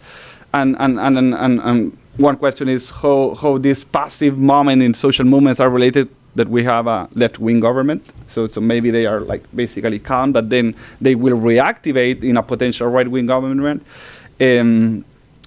But I think one of the main problems today is that we do not have an institutional space for dialogue between social movements and the state. So let me mention one. This is my last slide. Okay, so another democratic challenge is related to how we can deal with what is today the most salient issue, that is crime, and how we can deal with it by democratic means. And I am worried about this because they asked what type of leadership Chile needs for the future, and most Chileans today, it seems that they want somebody like Bukele. And so the Bukele figure, the Bukele program, the Bukele methods seems to be really appealing not only for citizens but also for some political parties. And I think that this is a major democratic challenge for the future. Thank you very much. Oh, well.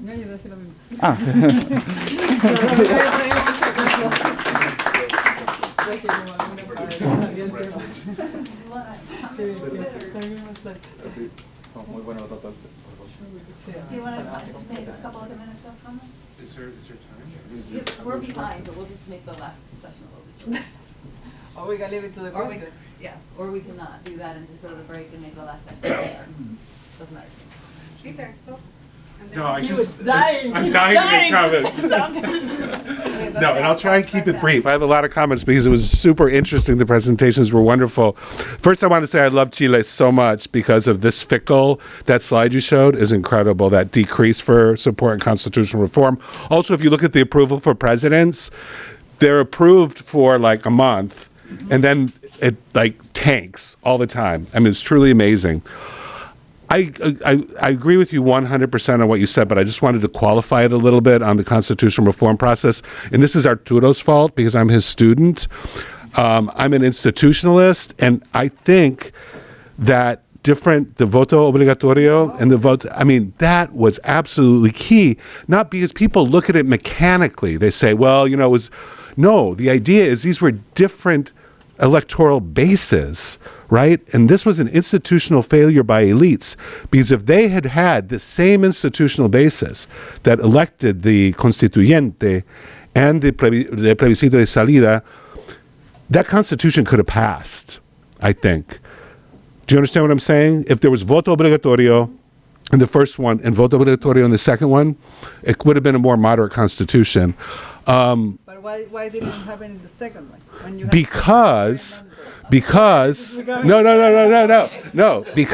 what happened then was, this is all path dependent, right? Yeah. So there's the rechazo, and then Chileans are like, oh, so what do they do now? Expertos.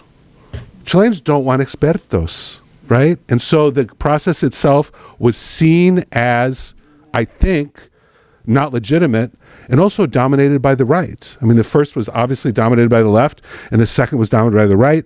And what was missing was the Goldilocks Constitution. Sorry, that was just right. And I think that could have passed. I have a ton more. I also have a ton for Simon, but I will wait till communicate to you later with that, since we're over time. In the last panel, yeah. Okay. But I want to just put that out there. Yeah. Would you like anything? I'll say a couple things. Great, thanks.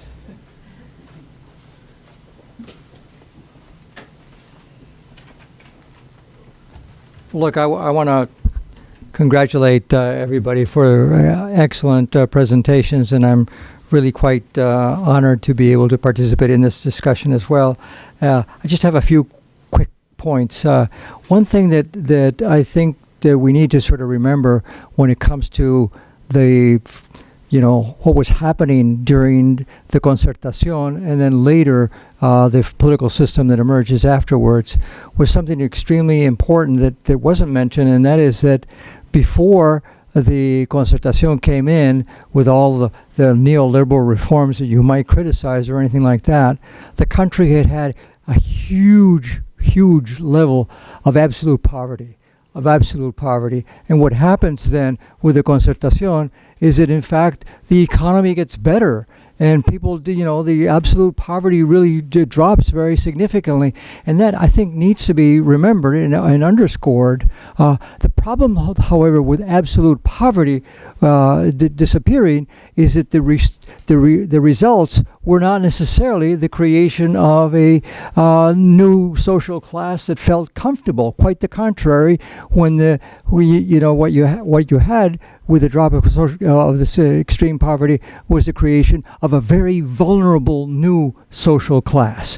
And this vulnerable new social class really couldn't handle things, very well. And partly because Chile is still a highly, divided society. It's still a society with a lot of cuicos up here and there that don't really respect people who come from the lower classes, and we have to sort of understand that as being a significant problem. For the first time, your family allows people to get an education, but the people then can't get good jobs afterwards. Or for the first time, you have a car that you can drive as a taxi driver, but you can't afford the insurance and things like that. So the vulnerability of this new emerging social class is what I think was behind a lot of the 2019 protest movements in the beginning of all this thing that we've been talking about. So I'll just stop there very quickly. On the Chilean constitutional process, it's really unfortunate that people didn't understand that a constitutional process is something that leads to the creation of the rayado de cancha, as the Chileans say. That is the framework for governance, and it's not specifically there to address significant individual problems. Maybe one of the reasons in this I was surprised that this confusion came up is that there was so much attention given to social rights, and that was clear. You had to give attention to social rights, but the social rights are not something that are going to be completely solved by a constitution. The social rights are going to have to be solved by legislation later on, and that legislation never did materialize. So that was the second point. And then, I concur with the issue that if you don't have a party system that is strong, and a party system where people really identify with the party system, if people think of themselves as independents, then you don't really have the framework for a proper party system. And I voted in the District of Columbia, actually, because on the ballot there was a provision that called for rank choice voting in the District of Columbia. But it also had a provision, and the reason why I voted against this fundamental change in the voting process in the District of Columbia was it also had a provision which allowed independents to vote in any party's primary.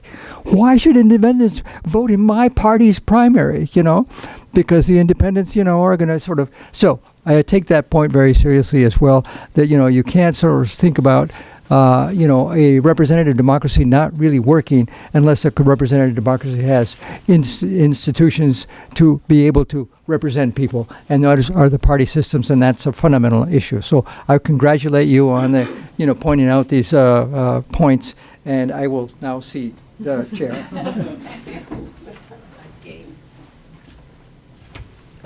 Yeah, very good presentations. Yeah, and I have a couple of points. For the first presentation from Isabel said that the institutional design of the two processes were different, and in Chile we try different kinds of practices to get a constitution, but we fail in both moments.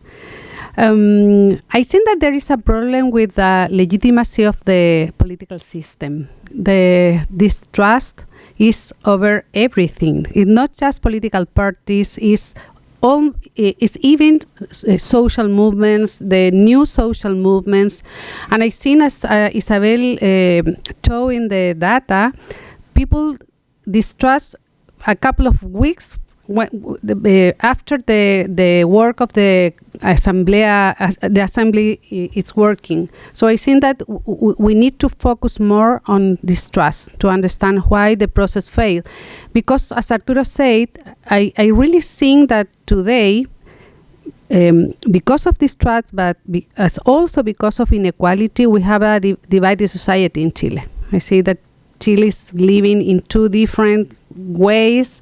So we need to think in institutions that understand that problem. Yeah. And for Simone, I totally agree that the center is disappearing. Yeah. Or at least the center, what we used to know, is Democracia Cristiana, a Radical Party, Evópoli. But in the last election, the regional and local elections 2 weeks ago, people vote more moderate, yeah? And that is the first election after all the constitutional process. So I think that maybe people is looking for a new center. As Isabel say, people is looking for a consensus from the political system. So the question is, what is the new center? Because we have a lot of new political parties. That's after the electoral reform. So maybe we have to think that there is a new center in the country. Okay. Sure, we'll take about the final hour of our event on Chile today. I'll ask our panelists a number of questions relating to the future of democracy in Chile. And then we'll open it up to the audience, and maybe we'll have some additional conversations about some additional questions. But now we just want to sort of go beyond those formal presentations to ask a little bit more about the future of democracy in Chile. So I'll begin with a question. What do you see, all of you see, and I imagine there will be different takes on this, what do you see as the biggest threat to the future of democracy in Chile or to the endurance of democracy in Chile? So I heard a few candidates throughout what you were saying. Maybe it's presidentialism. Or maybe it's weak political parties or weak party ID. Or the cultural polarization, or the risk of dealing with crime in undemocratic ways, or the distrust of the political system. But what would you say if you had to point to one thing that is the biggest threat to the future of the endurance of democracy in Chile? What would you say it is, and then what is the fix? I have some data. Can I go? So I brought just 2 slides to show some things, and we're going to put it up in just 1 second. Here it comes. Just bear with me for a second. I'm going to go through this, which we already saw. I think there's some... it didn't change over there. Yeah. The first one is we see this trend not only in Chile, we see it in many countries, of course, also across Latin America. It's the rising of this trend of I don't really care if it's democratic or not. That's around 15% today in Chile. And I would even consider having an autocratic type of government. That is 27%. So I think that's a huge alert. I know that this is higher if you watch other Latin American countries, but we are seeing this in Chile. And it has been, as I mentioned, growing over the last few years. The other trend, and Simon mentioned it at the end, is this idea of how do we control crime, and a much more complex type of crime than that it was before. So we're dealing with a new type of phenomenon. In terms of the respecting human rights, particularly when we watch this question, it's going to change in 1 second, which is the question is where we should move. You see how low the trend is. We should secure people's rights versus we should suppress freedoms for controlling security. So you see how the spectrum has moved into a much more autocratic type of measures for controlling crime. So I want to say that both of those trends are things that particularly worry me in terms of where the political spectrum is moving. And the third one, I think we're going to speak about this, is the changes in the political system. We're probably going to speak a bit more about that. But I would say that Simon mentioned it at the end of his presentation, how to change the political system in an era where it's very hard to reach agreements in Congress.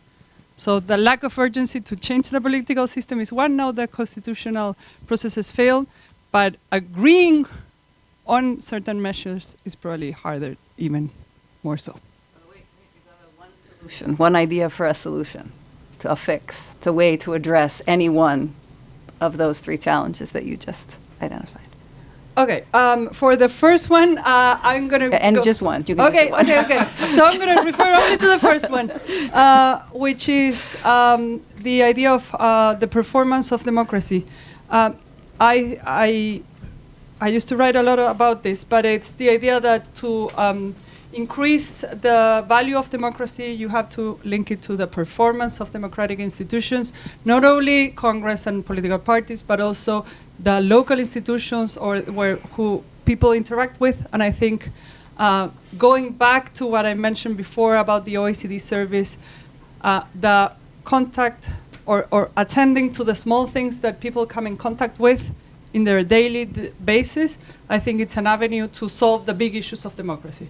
So going back to local governments, service agencies, et cetera, which is boring bureaucratic agencies, I know that, but it's where people mostly come in contact with the state, with the government, with politicians, and address their needs. I think going back to that, there's a lot happening in other countries.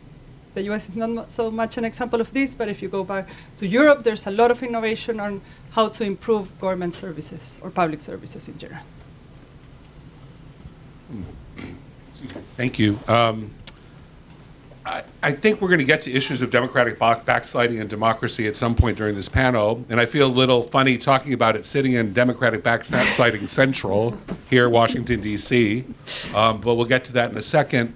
And I'm going to put one forward that you might think is simplistic and easy, but I do think it's very, very important, and that's inequality.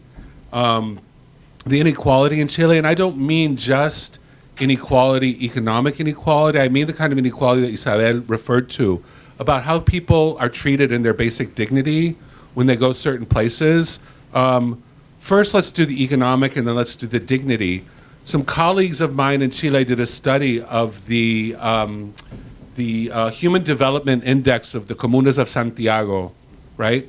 And the richest comuna in Santiago, Vitacura, has a Human Development Index of Finland. Mm-hmm.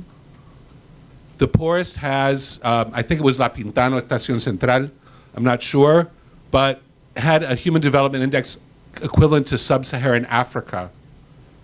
And these are kilometers apart. Like, I'm not a bleeding heart. Well, maybe I am. But how is a democracy sustainable when you have that kind of inequality, when you have two different Chiles? And then we get to the dignity about the way different people are treated in different places. This is very notable, even in everyday life. I compare my experience when I go to migraciones in Chile to that of a Haitian. It's completely different. I'm treated beautifully. I'm treated wonderfully. They're not necessarily treated that way. So my question is that there's a cutoff point at which, in terms of inequality, that democracy is no longer sustainable. So we can talk a lot about democratic backsliding, but until we do something with respect to this basic context of Chilean society and divisions in society, I think Chile is going to have challenges. And please don't ask me the solution, Diana. I already did. No, I'm not going to say education because that's easy, right? That's what everyone says. Yeah. No, I mean, I'm going to say this is where we have to turn to issues of governance and looking closely at the political system in Chile. Because Arturo's right. I mean, just to quote him, at one point I heard him talking about the first constitutional reform, saying a constitution is a framework, it's not a piñata. It's not something for everybody, right? And this is a little bit what people were thinking about, that every social group would have something, that the social inequality of the country was going to get fixed by this constitution. No. Chile needs a framework under which good governance can reach solutions to the problem of inequality. And I know that's an evasive answer, but much, much smarter people than me have tried to figure this out and haven't been able to do it. Okay, so I literally think that one of the major threats to democracy today in Chile is the far right. And this is problematic because it doesn't have like an institutional solution, like you cannot ban them. But I think it's problematic not only for their policies. I think that they might undermine democratic institutions. And this is problematic, and because for the first time in the last, I think, 2 elections, members of the far right wing have questioned the role of the Cervel, which is the electoral institution. And I think that one of the things that works better in Chile is elections, like in the way in which we have the result very fast, in which the parties accept that the result were part of a free and fair election. So I think that we need to take care of this type of democratic institution that are essential for democracy, like the CERVEL. And I am worried that the far right will be attacking them, similar to what happened here in the U.S. So in the future, we will not have certainty that our results in the elections corresponds to the actual results. So no solution at all. No, I don't have any solution. Sorry. If I might begin a couple of thoughts by saying that, look, sometimes maybe we can be surprised that there are some developments in the world that contribute perhaps to democracy. And one took place a little while ago here in the United States as the candidate for Attorney General, Matt Gaetz, resigned his willingness to take on that position. That's pretty good news. So, and the other is that Bolsonaro is really in trouble in Brazil now, because it's quite clear that he was plotting against institutions. Now, having said that, I concur with my colleagues that, you know, institutions are critical. We need representative institutions that are strong, that make it possible for a government of the people and by the people and for the people to exist. And that can only be the case if, in fact, you have mechanisms that allow people to express themselves, but at the same time to come to agreement. And how do you come to agreement unless you have strong political parties, unless you have political parties that, in fact, are willing to cross the aisle, in fact, are willing to try to see how and you can compromise in order to be able to move forward for the good of everyone. And that's not something that's simple. But, you know, Chile needs to go back to that. And so I was really quite taken by your description of what's happened to the party system. And we need to have, you know, governance depends on the ability to be able to have dialogue. And dialogue means that, in turn, you can get legislation approved. And if legislation can be approved, it's then that you can address issues such as crime and immigration and other things like that. If you can't do that, then, you know, you wind up in a world where you have some candidates, like one that was elected recently to the presidency of the United States, who's happy to have conflict because conflict will support him. But that's, of course, not a solution for the society and for democracy. Okay, I agree with all the issues that you all say, but I think that we have two different levels of threats. There are big threats that inequality and distrust, I think that are very important, but we cannot change that issues if we don't have a better political system. Yeah, we need a strong political system. And I think that we need a political reform that change the regulation of political parties first, because we need to have stronger parties, but also to include in the political system some people that is not included as they want. For example, women. I see that we need to reinforce the idea that we need special regulations for women to be represented, because I think that women are a new political actor that will help to the dialogue with the political parties and everything. And I think that for crime, we also need some different focus on the politics. I think that we need a multilateral response from all the region. We cannot fight crime in each country. We need a multilateral approach, because we know that crime threats democracy. We have the case of Brazil, Mexico, Peru, and even now in Chile, we have a conflict with crime, not just for security issues, but also for political and electoral issues. So that's the thing that the issues and maybe some responses that we can have. Great. If I might just jump in and just say something real quickly.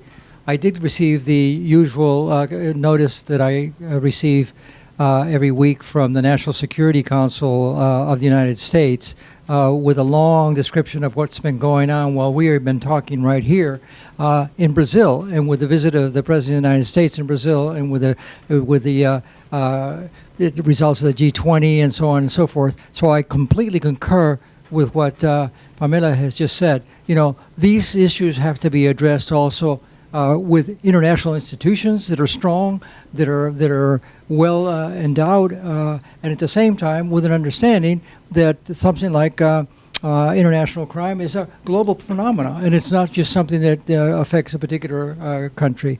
If anybody's interested in some of these things, you could send an email, and I could send you some of the links to some of the things that took place last week in Brazil. Great. So my second question is going to take us a little bit to discuss something that we haven't discussed yet, although Peter just alluded to it a little bit, which is how do you see the question of migration being considered and acted on in Chile over the next years? So will there be any policy changes? What might be the implications of policy changes? And how can we think about migration and immigration issues in Chile and how they relate to citizenship and democracy? So not everyone needs to weigh in on the question unless you would really like to, but if anybody wants to offer some thoughts. I can start. Just to give you a sense, there's around 1.6, and of course numbers are messy when we're dealing with migration, but around 1.6 million of immigrants. But what is really interesting, of course, is the rapidness of the phenomenon over there since 2015, more or less, but also the changing composition. So Chile in the 90s received a lot of migration from Peru, Argentina, Bolivia. Today the number one country is Venezuela by far. Colombia has grown, at some point Haiti, many left. But what is also changed is when you look at migration is regionally the impact. So regionally, I'm referring within Chile. So around 50% of migrants stay in Región Metropolitana in Santiago. So migration is a huge issue, of course, in Santiago. But if you go to the north of Chile, that's where the highest density of migrants in respect to the population is, and that changes the whole economic system, but also education, impact on social services, etc. So if you go to the south of Chile, of course, this discussion is completely different, which is something rare for Chile since we're so unitary, but the changes in migration have changed. And also in a year, and Pamela probably knows this better than I, 16% more of the padrón electoral, there was an upgrade of the electoral roll, was migrants. So what we're seeing is that now they are starting to vote and they are becoming a political actor, and there was a big discussion on voting rights, which is a new discussion for the political system. And we will see this the next year for the presidential election, et cetera, et cetera. And this is changing, of course, the way. But what we see in opinion polls is a huge change in terms of the perception of their impact on, they come to work. So they used to be very, very well received, migrants in general. Now they say they are not coming to work. They are much more involved in crime. This is perception of the people. I'm using the latest CEP poll. And they are less integrated to the Chilean environment.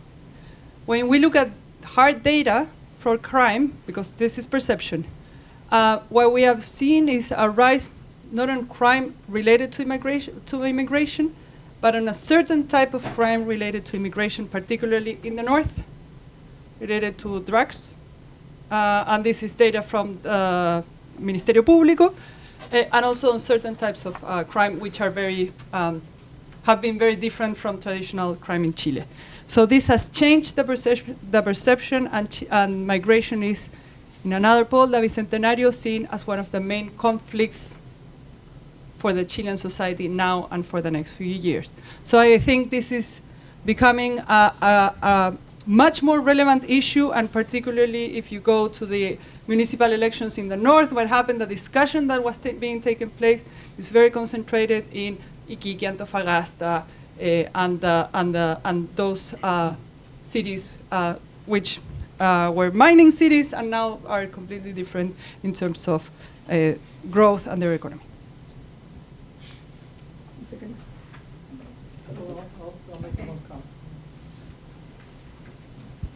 Thanks. Just a quick comment. One of the ironies of this conversation regarding refugees and migrants and so on is that why do the migrants seek other places?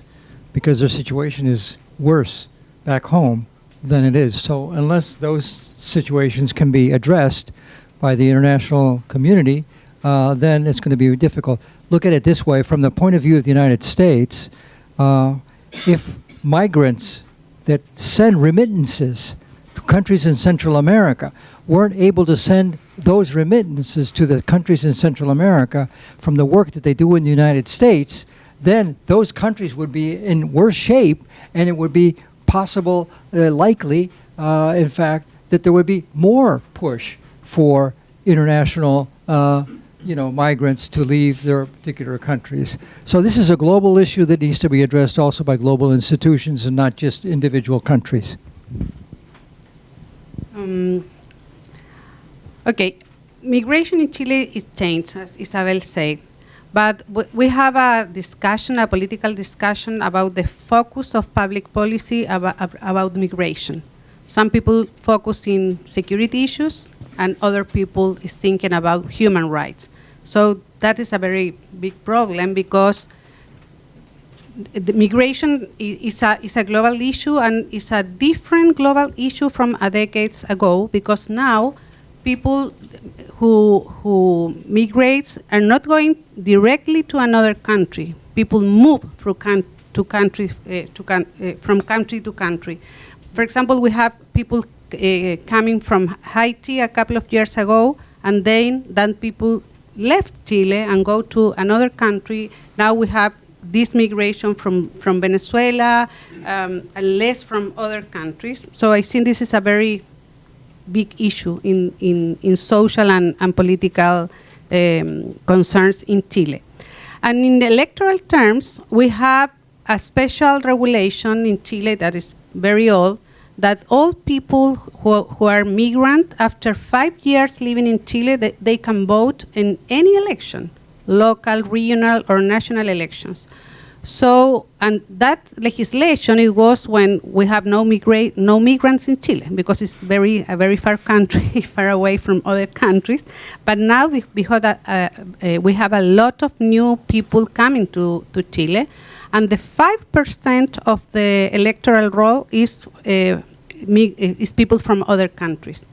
It's not a big issue for national elections, but it is very important for local elections. For example, in some comunas, municipalities in Chile, in Santiago, for example, we have 30% of the electoral roll who are migrants. So we don't know until now how that affects the result of the election, but when we have the data, we can have a clear idea on what happened.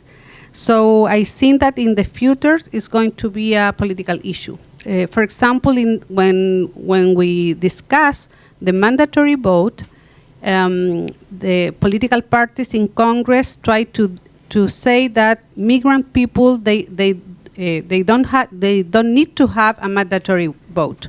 They need to have a voluntary vote, because they were afraid how it's going to vote that people in the local elections. And so I think that in the future, maybe we can change the legislation about that right of vote on people who is from other countries. Okay, I'll pose one more question, and then we'll turn the floor over to those of you in the audience to see if you would like to ask some questions. So this last question was touched on at least a little bit by Arturo, but I'd like to know anyone who would like to respond your thoughts. So in the most recent U.S. election, U.S. citizens handed control of the executive and the legislature to the Republican Party. The Republican Party already had many justices on the U.S. Supreme Court. So in essence, the Republicans now will control all three branches of government, at least for the next 2 years. So what are there, and if so, what are the implications of this development for Chile and for Chilean democracy? Do you think it will affect U.S. relations towards Chile, and could it affect Chilean foreign policy? I realize there's going to be a presidential election in a year, but Chilean foreign policy towards the U.S. So any aspect of that question that you'd want to offer some thoughts on? I don't think anybody would hear an answer that with Arturo sitting here.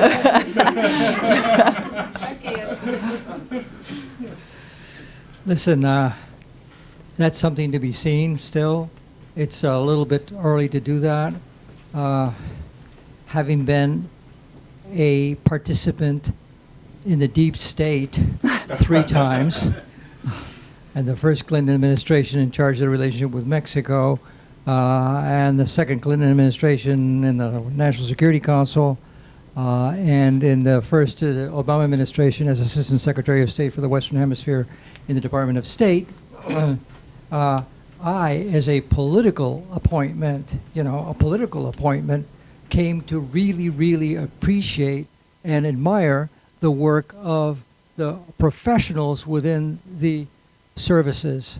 And recently, I'm a member of the American Academy of Diplomacy. I'm one of the few politicals in the American Academy of Diplomacy. We've had our recent meetings. There was one the other day with the Secretary of State and so on.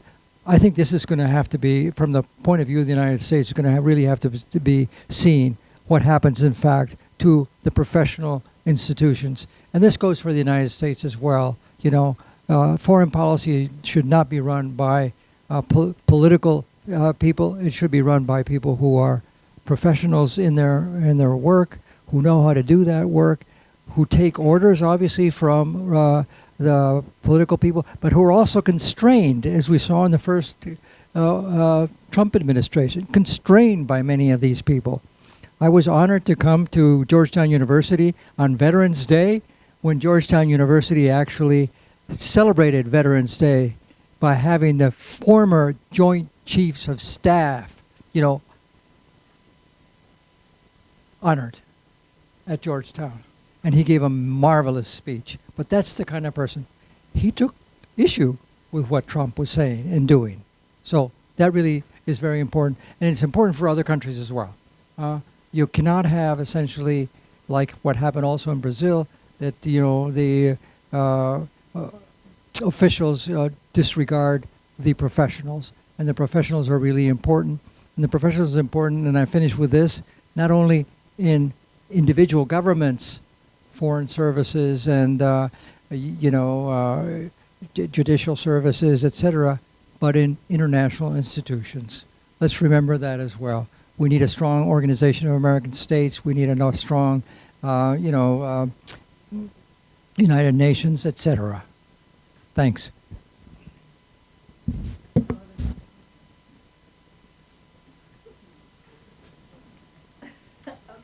Then we'll open it up to the audience. Does anyone in the audience have a question? Yes, in the back, please. Thank you. Thank you very much. Thanks for all your presentations and thoughts that were shared today. I want to do 3 questions. The first one is for Isabel, but also I think Pamela could be interested in answering. Isabel was doing like a parallel between the first Convención Constitucional and Consejo Constitucional, showing the difference and similarities. And one of the similarities, you said, was that none of them were willing to do compromises. And at the end of the day, both of them managed to create their own political agenda, like a political program, more than a constitution. But I think there is a key element that distinguished both experiences, that is that the first one was mainly integrated by independent people that didn't have any experience about how to compromise and how to do politics. And the second one had mainly political persons, like with a career in their integration, but also they had the perspective of the first experience, like a first political program was done and was failed, and you could see like that citizenship was rejecting polarization. So I think that is an important, I don't think what, I would like to know what you think about it. Like if we want to have transformative legislation, as Pamela was saying, we need good politicians, but it seems to be that in the conventional, in the constitutional process, politicians also fail. That's one point. Another one is for Simon. Simon was talking about how to make stronger political parties, mainly from a point of view of avoiding coalitions and trying to get a better representation of political parties in the National Congress. And you said, like, imagine there are like 43 independent parliaments today. Imagine how it means to negotiate with them. But I would say, like, in a way, you have like 155 people that you have to negotiate with in the Cámara de Diputados, because parties are not willing or are not able to mandate policies within their members. So thinking about modifications of the regulation, I wonder if you would think that there are some internal regulation that we should change in order to make political parties stronger, not only from an electoral perspective, but also from the perspective of how do they work. And the last, question is that we have been talking about democracy mainly regarding the executive and the legislative. And this year in Chile, we had like a huge earthquake regarding the judicial court, the Supreme Court. I wonder if do you think that that is like an isolated problem, or if we talk about democracy, we should start talking about the judicial courts too. Thank you very much. Would you like to start? Diana, I wanted to talk about the judges at the beginning, and Diana assured me that they would come up in a question. so this worked out perfectly. Let me address the first question. Independence the first assembly, the first process was characterized by the role of independence. Even if they were part of a political parties, many of them lacked previous political experience. So there was little political experience within that, and of course that played against it, as well as the rules of procedure, I would say. The second one, the rules of procedure were managed in order to try to reach much more agreements, but there's a difference between the experience of those who got elected and the experts. So the experience, the really experienced politicians were within the experts. Both the people who came in, the Partido Republicanos, that was a new party in terms of they didn't have 10 or 15 years or 5 years of experience. They had some people who had political experience, but very little. That I think that was their second election, if I'm not wrong. But it is now it's becoming stronger, but it's not an experienced part. The ones who were in there. So there was, and this is interesting in terms of the role of experience.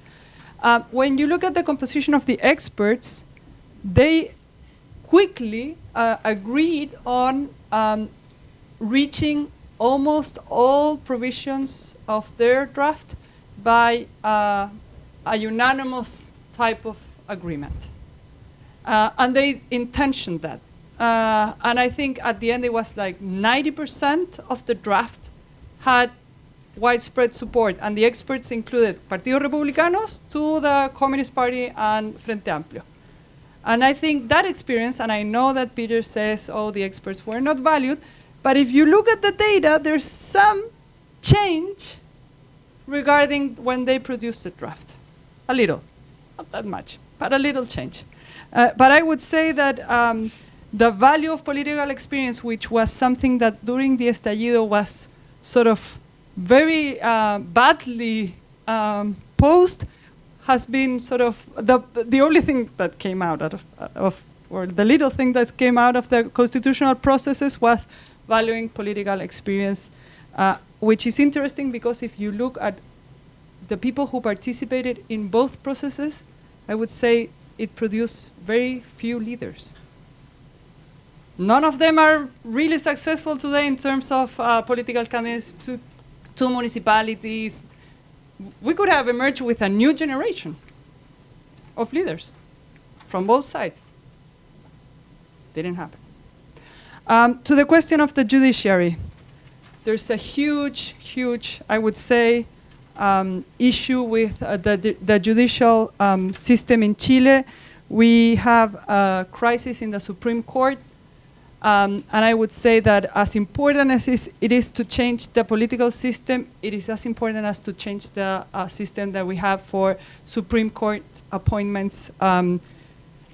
There's a bill that was presented by the government a few weeks ago, and I fear that the lack of reform momentum that we're having in Chile is going to cost that bill as well in terms of just leaving it there. So, and I think, but that is at the level of the Supreme Court, which is of course centered in a few corruption cases. But what I'm worried, and I'm looking for the data, so give me 1 second, is that the latest report on the value of justice in Chile, and we normally do well, the rule of law index. Normally we don't look at this index because Chile is fairly well in terms of the judicial system in Latin America, right? So, but look at the last 10 years. In 2015, we were number 26 in the world. 2024, so 10 years afterwards, we're number 36. We have dropped 10 places in 10 years. And if we go into the data, criminal justice, which is key for what we were discussing before, right? Crime is the worst valued for Chile. It has 0.5, and it's far beyond the rest of the value for the judicial system. So if you go into open government, we're doing very well. If you go into the coordination of institutions, we're doing well. But if you go into criminal justice and civil justice, we have a problem. So I think the problem that we have with the judiciary is not only the cases of the Supreme Court, but it's also how we're going to confront this more complex type of crime with a problem in addressing criminal courts in general. So, Jess, I can't resist on the question of independence and people without experience. So, way back for the first constituyente, a colleague of mine and I, Jennifer Piscopo, did a study of the Asamblea.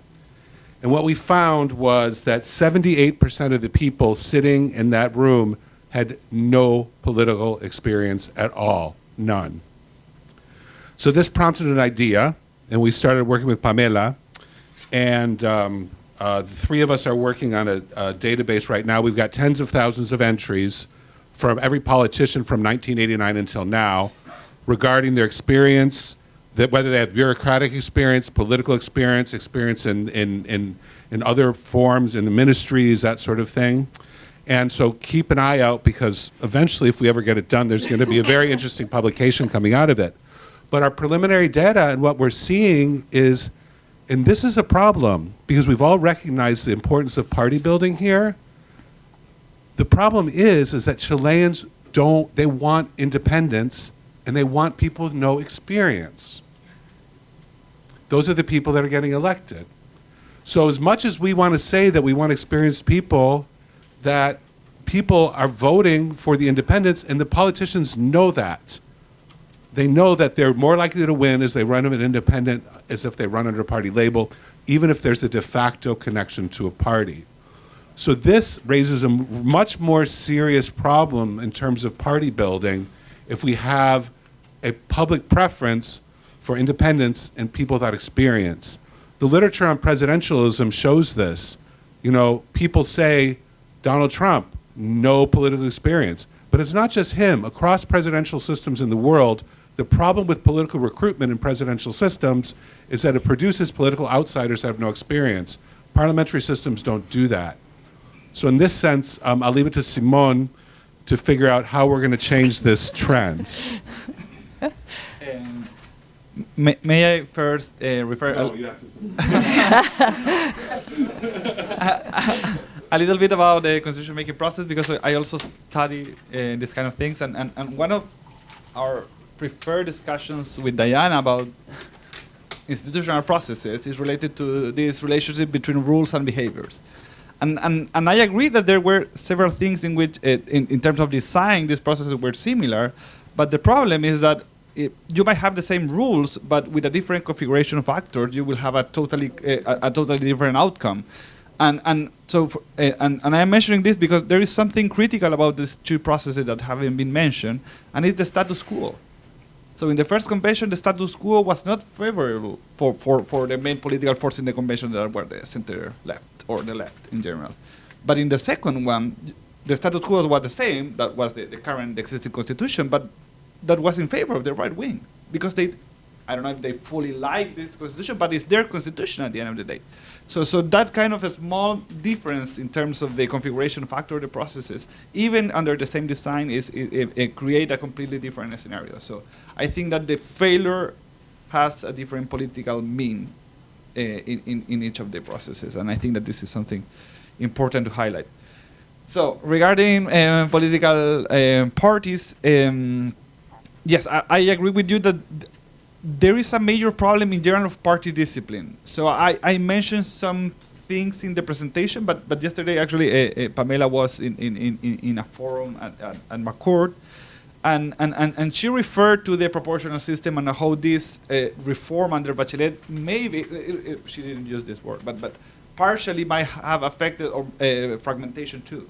So, and there's some problems, and you can correct me if I am wrong, but there is obviously there were some problems with the design, and partially because you have a proportional system with open list, with an open list system. So this is problematic because now the seat belongs to the specific individual who win the election, not to the party. So you have and if you add to this point the fact that then if you are in Congress and you resign from your party, you still have your seat, because if your seat is not the seat of the party, you will have a major problem, again, in terms of the independence that you were mentioning. So I would say, and I'm not sure if I fully answered your question, but I would say that we should implement also reforms that deals with party discipline, and I would do, and at least I would modify this to think that is, if we are going to have a proportional system of representation, we need a closed list system, and also, if you leave the party, you need to leave your seat too. No, I'll just make one comment, and that it's a pretty obvious one, but I just want to make it, and that is that representative democracy, in order for it to succeed, requires also obedience to the rule of law. And the rule of law needs to be very, very clear about that. And that's why reforms of the rule of law, such as, for example, the possibility that the Supreme Court of the United States could actually be committing some grievous mistakes and maybe even corruption, needs to be addressed. And that's the case anywhere. Yeah, Elisa, you say we need good politicians, yeah? And I think that we all agree with that. The issue and the problem is what means a good politician and how we can get good politicians. I think that we learn from the two constitutional process that we cannot change political representative for other kinds of political figure. For example, when political parties feel that the people distrust the political parties, they try to offer an alternative, but with the focus to control the electoral process. So they say in the first assembly, independents can't have electoral roles, so they can compete in equal in equal conditions than political parties.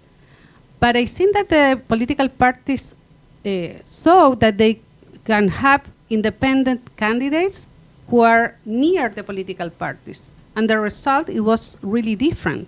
And in the second process, politicians tried to offer another alternative that called expertos, the expertise. But political parties, they have a really different way to see the contents of the Constitution. And I think that that was the reason why the agreement of the experts were not taking in account for the political discussion. Yeah, they have a lot of amendments in the first time in the second process. So I think that in Chile we have to go back to value the politicians. We need to try to do that, not to offer different alternatives as independents or people who is expert in some issues. We need to go back to trust the political parties. And that is a very difficult objective. But it maybe is legislation, but I see that is action, is political actions. Yeah, I think that political parties needs to go with political clear candidates with the logo of the party in the campaigns, but I don't know if that is possible in the short term. Great, thank you. Other questions from the audience? Yeah, please go ahead. Yeah, please. Thank you so much.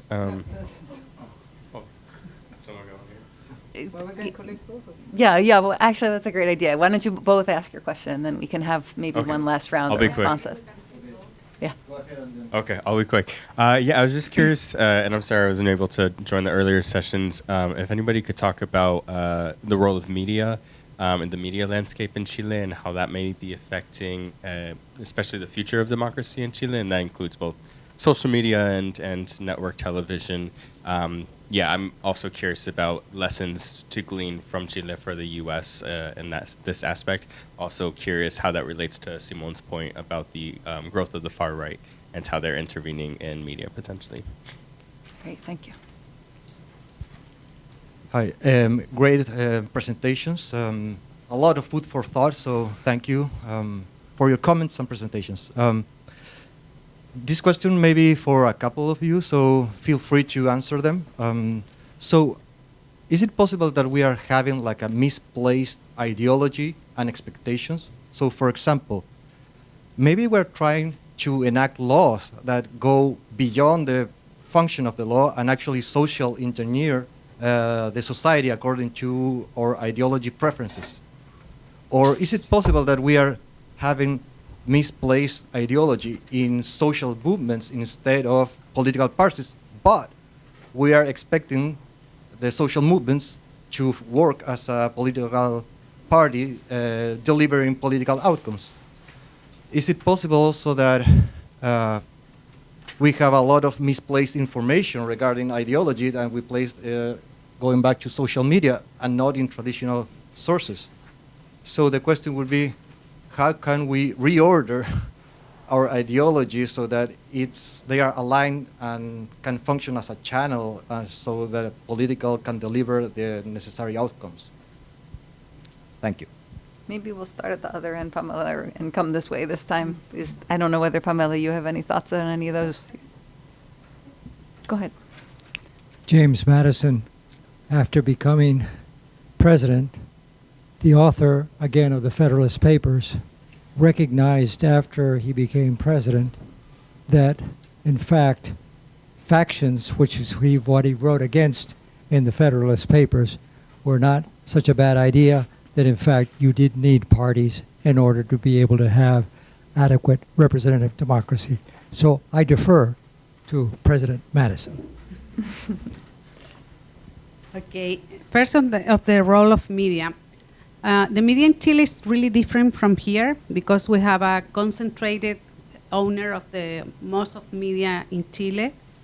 In the both political constitutional process, they have different approach. I seen in the first one, they have an approach of very transparency, so they told everything what was happening in the assembly, and in the first time that's worked well, but when the conversation in the assembly advance, it feels like they trying to show what is going wrong with the discussion and not what is going to advance in the discussion. And in the second process, we have less information. It was no so many transparency as in the first time. So I think that the media play a role very specific. But the social media, I mean Twitter, Facebook, and or the platforms, it was important for the fake news or for the information that it was not so accurate about the process. And now we are doing a lot of research about what happened with that. It is something that we have to study more to understand what happened. And about the misplacing of ideology, I think that now with the mandatory vote, we had a lot of people who is coming to politics for the first time, about 4 million people that didn't participate before and are participating now.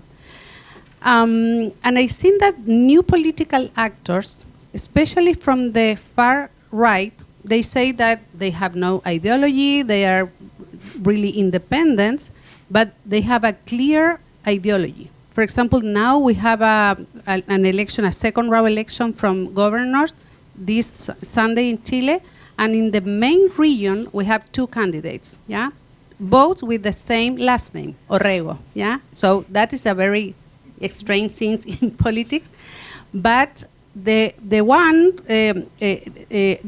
one candidate that have a lot of experience from the many years from traditional parties, but now he ran as an independent because he needs the support from different kinds of people. And the other candidate is a new candidate who came from the TV. Yeah, he made famous because of TV. And he say that he has no ideology, but he is really far right, and you can follow his thought about the politics. So maybe, yeah, we can have that kind of phenomenon, a new type of ideology that is trying to get together different things and trying to connect with people in a very pragmatic way. So that is very, dangerous for the idea of a strong political party system or the need of consensus in the political dialogue. So I'm not an expert on political communication, so everything that I will mention is based on my general knowledge on the area. But I would start saying that, as Pamela mentioned, like, historically, Chile, all the media has been concentrated in a few hands, and historically also they had been linked to the right-wing side of the political spectrum, and even they had a role in the coup in Chile in 1973, and also during all the dictatorship. And what I consider that probably the biggest change regarding that trend, it is related to the emergence of internet and social media by itself. I would say at the beginning, I would say. In Chile, I don't know, but around 2000, and I'm thinking here in 2006 and the student mobilization in 2006 and 2011, I would say that definitely the internet and different platforms in 2006 was Fotolog, or then it was Facebook. But they were definitely a tool to democratize information, and also they played a critical role in the social uprising.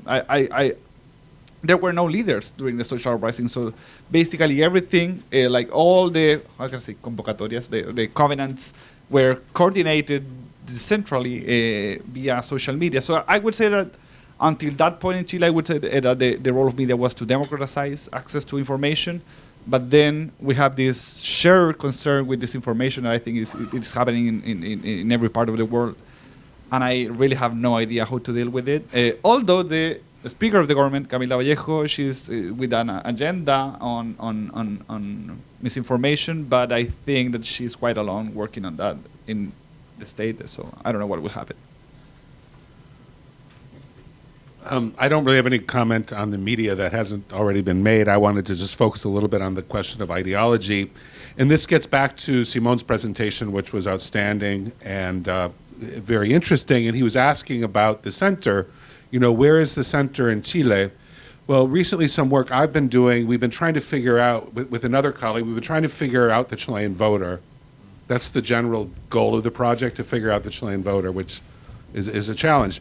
And why do I say that? Because where ideological commitments were very consistent in the past in Chile, that is to say, the whole ideological package of interest aggregation all went together, that's not the case anymore. So what you'll find is many voters want more state.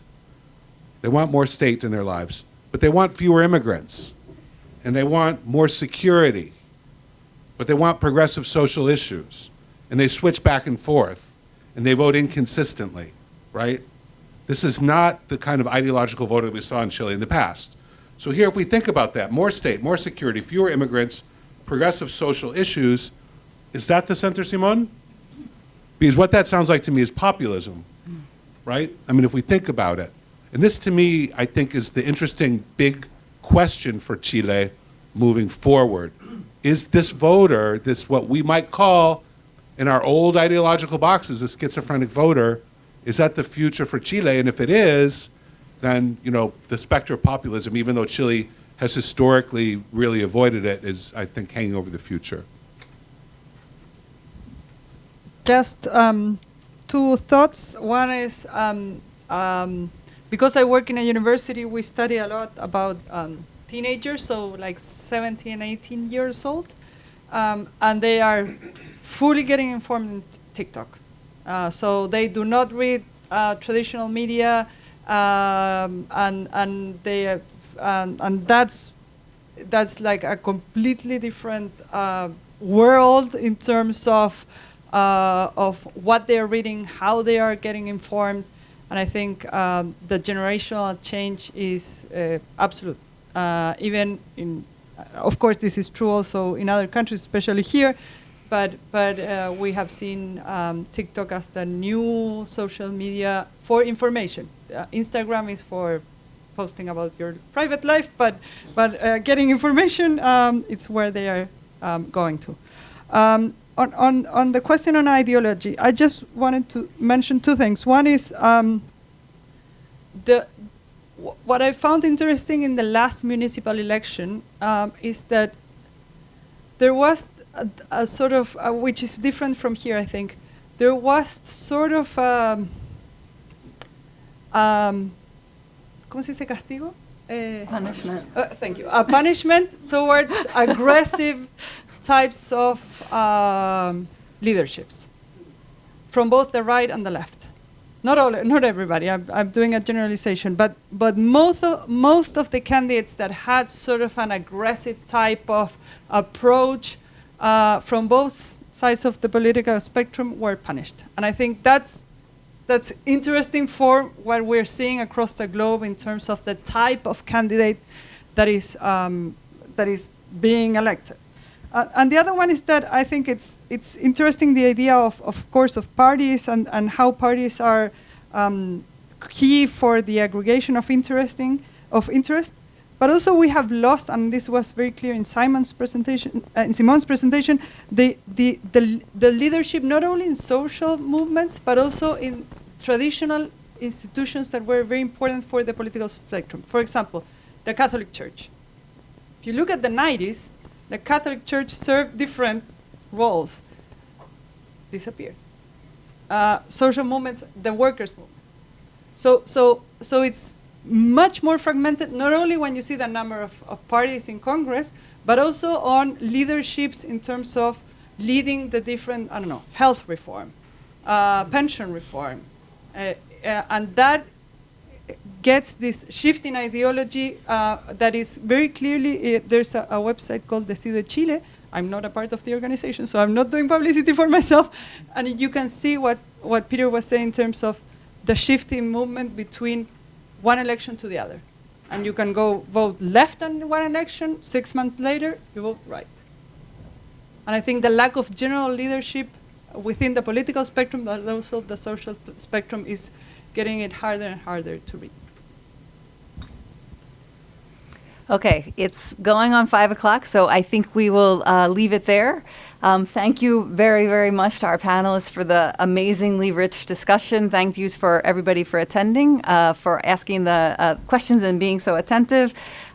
We really have learned quite a bit about lots of shadows and a little bit of light, I think, about democracy in Chile. There's certainly, we will all be watching very closely what happens and reading everything that you produce so that we can continue to learn. So please join me in thanking our panelists.